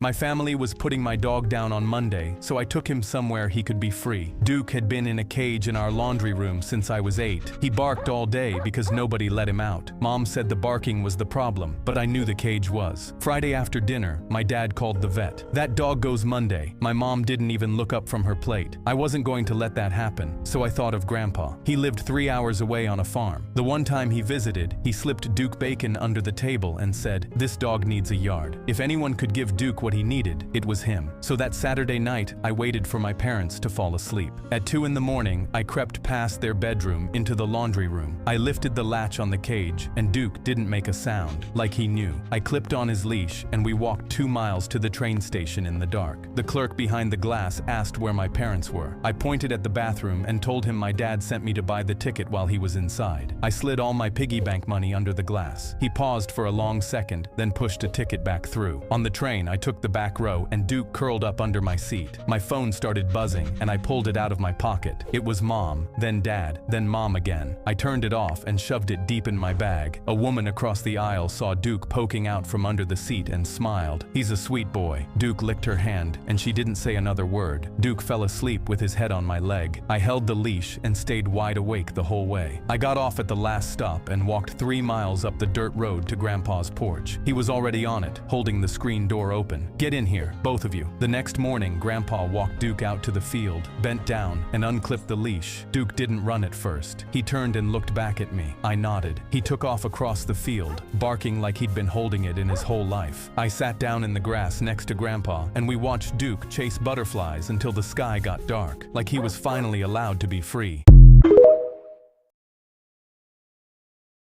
It was my first day in prison when a 300-pound inmate took one look at me and started sobbing. I was walking down the cell block to find my bunk when he started charging at me like he wanted to kill me. I froze because I had no idea what was going on. Guards tackled him and pinned him to the ground. He was screaming in anger while tears ran down his face. Before I could process what happened, an inmate grabbed my arm. "That's Big Vaughn. Don't mess with him. He's put 3 guys in the infirmary." I didn't do anything though. He charged at me. I've never even seen him before. He shook his head. "He's probably targeting you. You need to watch your back." I had never seen this man before in my life. Why does he want to kill me? The next day, I walked into the cafeteria. Vaughn was sitting at a table laughing with other inmates. Then he turned his head and saw me. His smile dropped. His eyes started watering with tears, like he was extremely upset to see me. And before I could react, he picked up his food tray and threw it directly towards my face. I ducked. Guards rushed in and dragged him out. He was crying and screaming the whole way out again. Why was this 300-pound man crying? An inmate next to me said, "What did you do to him?" I swear I've never seen him before. That's weird. He's cool with everybody else. I was scared because I didn't know how far he would take his hatred towards me. And later that night, when the cell block was quiet, I was walking back from the bathroom when I heard footsteps behind me. I turned around. Vaughn was right behind me. I looked down and saw that he had a sharpened piece of metal in his hand, and I knew he was ready to attack me. I backed into the wall. He pinned me. The blade was inches from my face. He was crying again. I put my hands up. "I don't want any problems. Why do you hate me so much? I never did anything to you." He inched it closer. "It's because you look just like him." "Like who? What are you talking about?" His hand was shaking, and suddenly, his arm dropped. He slumped against the wall, sobbing. "You look like the man who killed my daughter. I almost killed him for what he did, and they arrested me, not him. He got away with it because he lied to the court and said I was the one to kill my own daughter." His voice cracked. "I just miss my daughter." Before I could say anything, guards burst through the door. They saw Vaughn holding the contraband piece of metal, handcuffed him, and dragged him to solitary. No one's seen him since.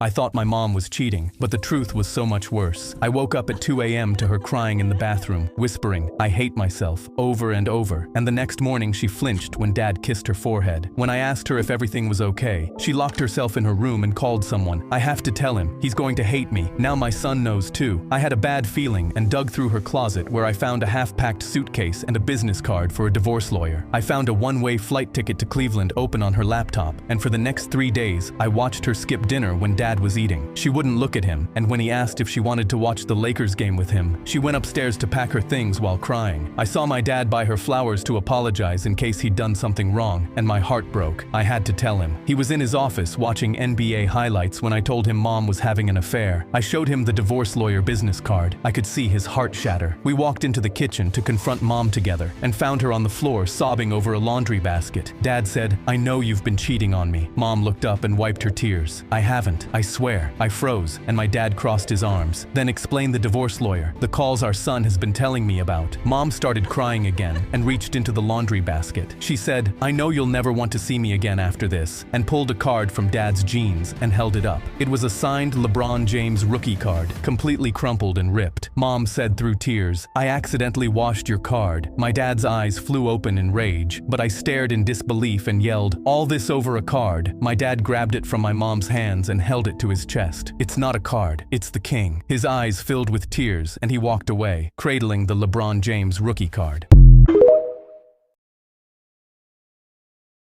Micah turned his exam face down and got onto his hands and knees and started circling his desk with a low growl. I had heard rumors about him thinking he was a werewolf, and I didn't believe them, but now I knew they were true. The teacher looked up and said, "Micah, get back in your seat. If you fail this exam, you'll have a 1.0 GPA and you'll be expelled." Micah barked at her, and she put her head in her hands like she'd given up on helping him. I looked around the room, and every single person had the exact same expression, pencil frozen, mouth slightly open, completely unsure whether to laugh or run. None of us knew what would happen next. He crawled over to the desks around him and started growling at anyone who moved. "Do not make eye contact," one of the kids whispered, and I genuinely could not tell if they were joking. The teacher sent someone to get the principal, and when he walked in, he sighed in a way that showed this was not the first time this had happened. He looked at the teacher. "I know Micah's behavior is annoying, but he probably failed his exam anyway, so he'll be expelled and out of this school soon." He walked out, and when he came back, he had a piece of grilled chicken from the cafeteria in his hand. He crouched down next to Micah. "Here you go, buddy." Micah took the chicken, climbed back into his chair, and started writing while he ate until everyone finished their test. I couldn't understand what had just happened, but after class, it all made sense. Because when I went back to the classroom, I saw he left behind the foil from the chicken on the table. I picked it up and saw tiny handwriting covering the inside. Every answer to the exam was written on the inside. It all clicked. His mom worked in the lunchroom cafeteria, and she'd put the answers to the exam on the chicken foil. The only reason he acted so crazy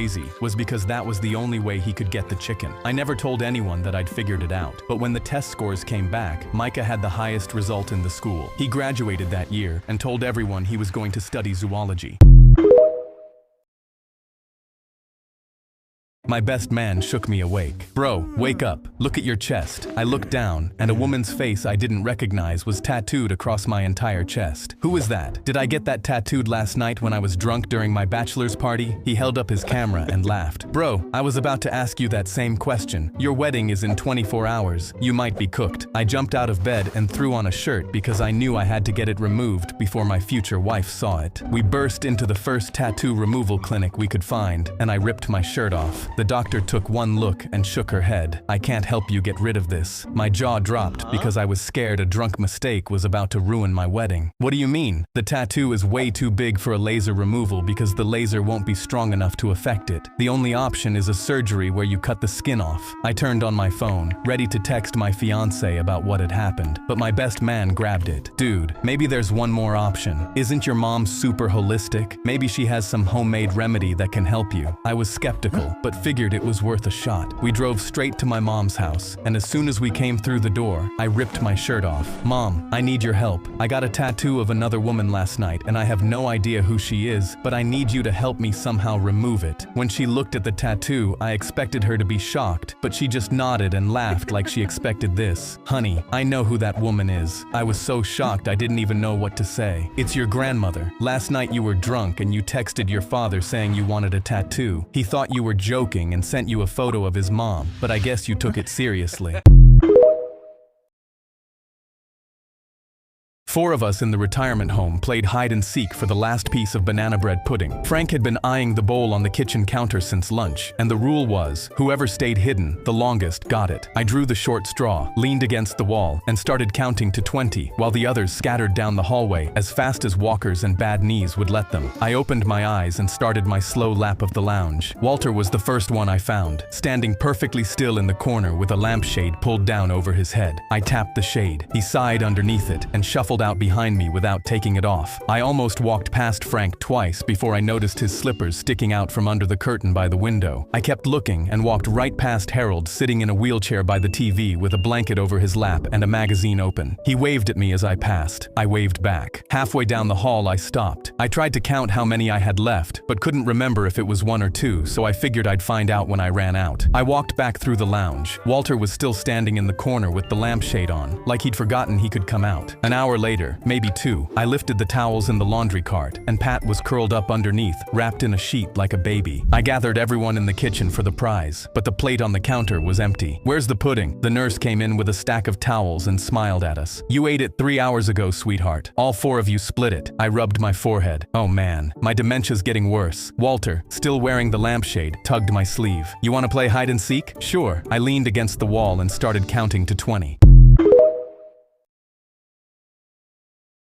My homies pulled a folded jersey out of a paper bag, and my hands were shaking before I even touched it. Andre and Big Trey had pooled their money for it. It was a real gold and purple Lakers jersey, James on the back, and the 23 stitched on, not printed. Big Trey held it up against me, and the bottom hit past my knees. "Braun for all," I whispered the way I always did before every shot. Andre grabbed his ball. "Let's go ball before Ryder hogs the court." We ran out, and he was already there in those limited LeBron 22s I'd been wanting since they dropped. Big Trey nudged me. "He's gonna want that jersey."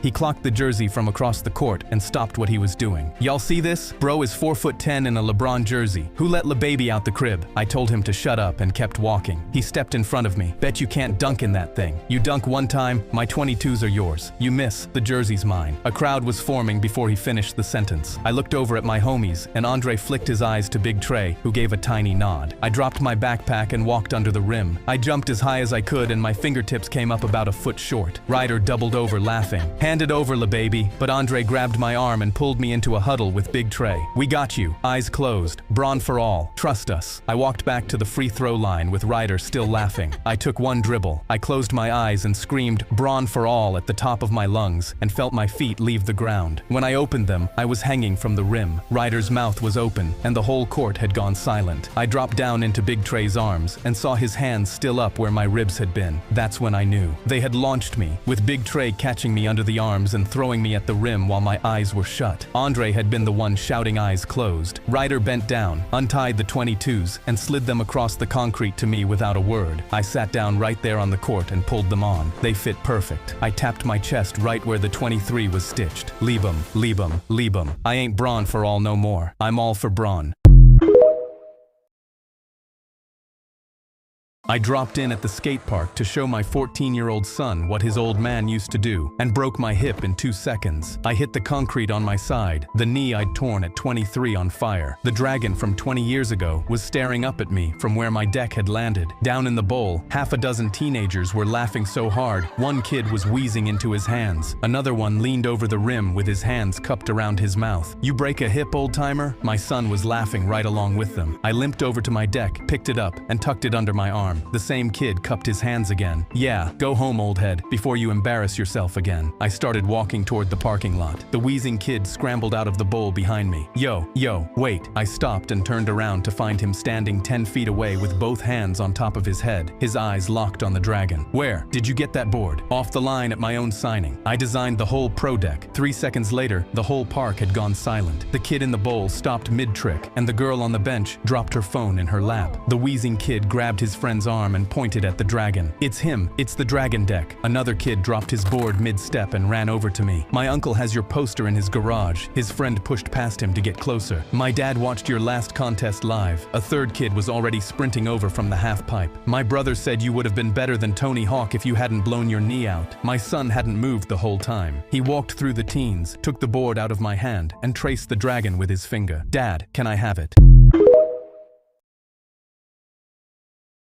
I watched my roommate get strapped to a giant wheel for Hell Week. I looked around the lawn. Pledges were puking into buckets, drinking out of red cups, and crawling through the dirt. The Kappa letters were lit up over the front porch, and frat guys were screaming over each other at every station. I walked up to the wheel and grabbed my roommate's arm. "Pledging is stupid. I drove here to take you home." He looked at me like he didn't recognize me. He shook his arm free and looked past me at the pledge master. "Spin me." They cranked the handle until his head was a blur. They cut him loose, and he stumbled 4 steps and threw up into a bucket. He wiped his mouth on his sleeve and grinned at me. "I'm getting in." The pledge master walked him to the next station. They handed him a 5th of vodka and a tray of hot dogs and told him to finish both before he could move on. He drank until his eyes watered and chewed until he couldn't close his mouth. He looked at me with mustard on his chin. Almost there. 2 of them backed a pickup truck onto the lawn and tied a rope from the bumper to his belt. The pledge master told him he had to keep up at a jog or get dragged. He kept up for 30 yards. Then he didn't. The whole lawn cheered as he was dragged across the grass on his stomach. They cut him loose, and he stood up with grass stains on his teeth. One more. They walked him to the obstacle course at the edge of the lawn. The first section was a long bed of dog bones laid across the grass. They told him he had to walk across it barefoot. He took his shoes off and went across without stopping. The next section was a bed of Legos. He stepped onto the first one and made a sound I've never heard a person make. He kept walking. He came out the other side, leaving red footprints in the grass, and laughed at the sky. The pledge master pointed at the last station, a row of stones laid out across the fire pit, flames already coming up between them. He told my roommate that was the final challenge. Walk across barefoot, and he was in. My roommate took 1 step toward it, then another. I crossed the lawn at a sprint. I grabbed his arm before his foot left the ground, and I yanked him backward into the grass. He went down and stayed down. He looked up at me with eyes I didn't recognize. "Bro, I'm almost in." The pledge master walked over. "He's got 1 stage left. Let him finish." I didn't look at the pledge master. I picked my roommate up under both arms, and I walked him off the lawn the way you walk a drunk friend out of a bar. He didn't fight me. By the time we reached the sidewalk, his legs were giving out, and he was leaning his whole weight on me. He looked at the house over his shoulder. "Did I get in?" I didn't answer.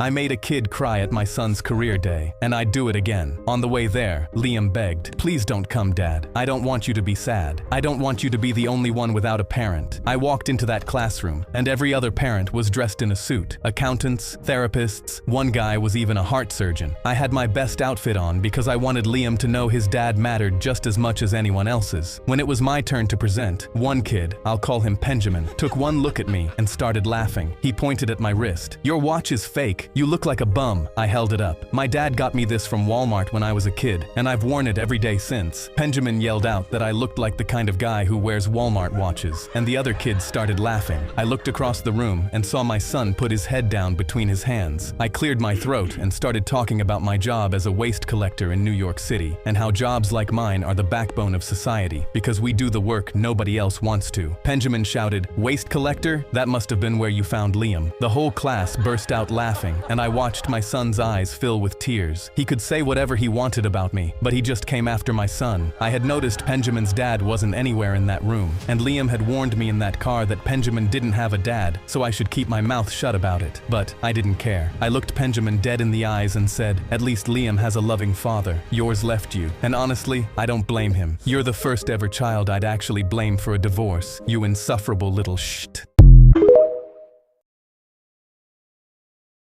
The principal announced, "Code Red, this is not a drill," 4 times. Code Red meant there was a shooter, and we needed to lock the door, turn off the lights, and hide. But our substitute Mr. Pell was standing next to the open door with the lights still on, and said, "I'm only allowed to follow your teacher's lesson plan, and it just says to do your worksheet, so you're going to keep doing the worksheet." Every other classroom had already locked their door and turned off the lights. A kid in the back stood up. "Mr. Pell, we need to hide or we're going to die. If your teacher sees the worksheet isn't done, I'm going to get fired." A girl screamed down the hallway, and then we heard 2 loud popping sounds. "Mr. Pell, that was a weapon. Please close the door." Mr. Pell laughed. "That was a chair falling over. Sit down." Then a girl said, "The news says there's a shooting here. Please close the door. You need to listen to the lesson plan, not the news. Now be quiet and do your work." That's when I had enough. I ran to the door and pushed it shut. I locked it and flipped the lights off. Mr. Pell gasped, "How dare you disobey the lesson plan? I hope you get fired." "Everyone hide," I said. Everyone hid in the back of the classroom. Mr. Pell still tried to unlock the door, but I blocked him. "I'm not dying because of you." Mr. Pell gritted his teeth, and that's when we heard footsteps walking down the hallway. And then our door handle rattled, but the door was locked. But Mr. Pell was reaching to unlock it, so I punched him so hard, he knocked out. And then the footsteps walked away. Nobody said a word for 40 minutes, until the SWAT team knocked in a special way and said the shooters had been arrested. Then the principal came to our room and told Mr. Pell, "You left the door open during a school shooting. You're fired." Mr. Pell stormed up to me. "You got me fired. All you had to do was follow the lesson plan." I balled my fist like I was going to hit him again. He screamed like a little girl and hid behind the principal.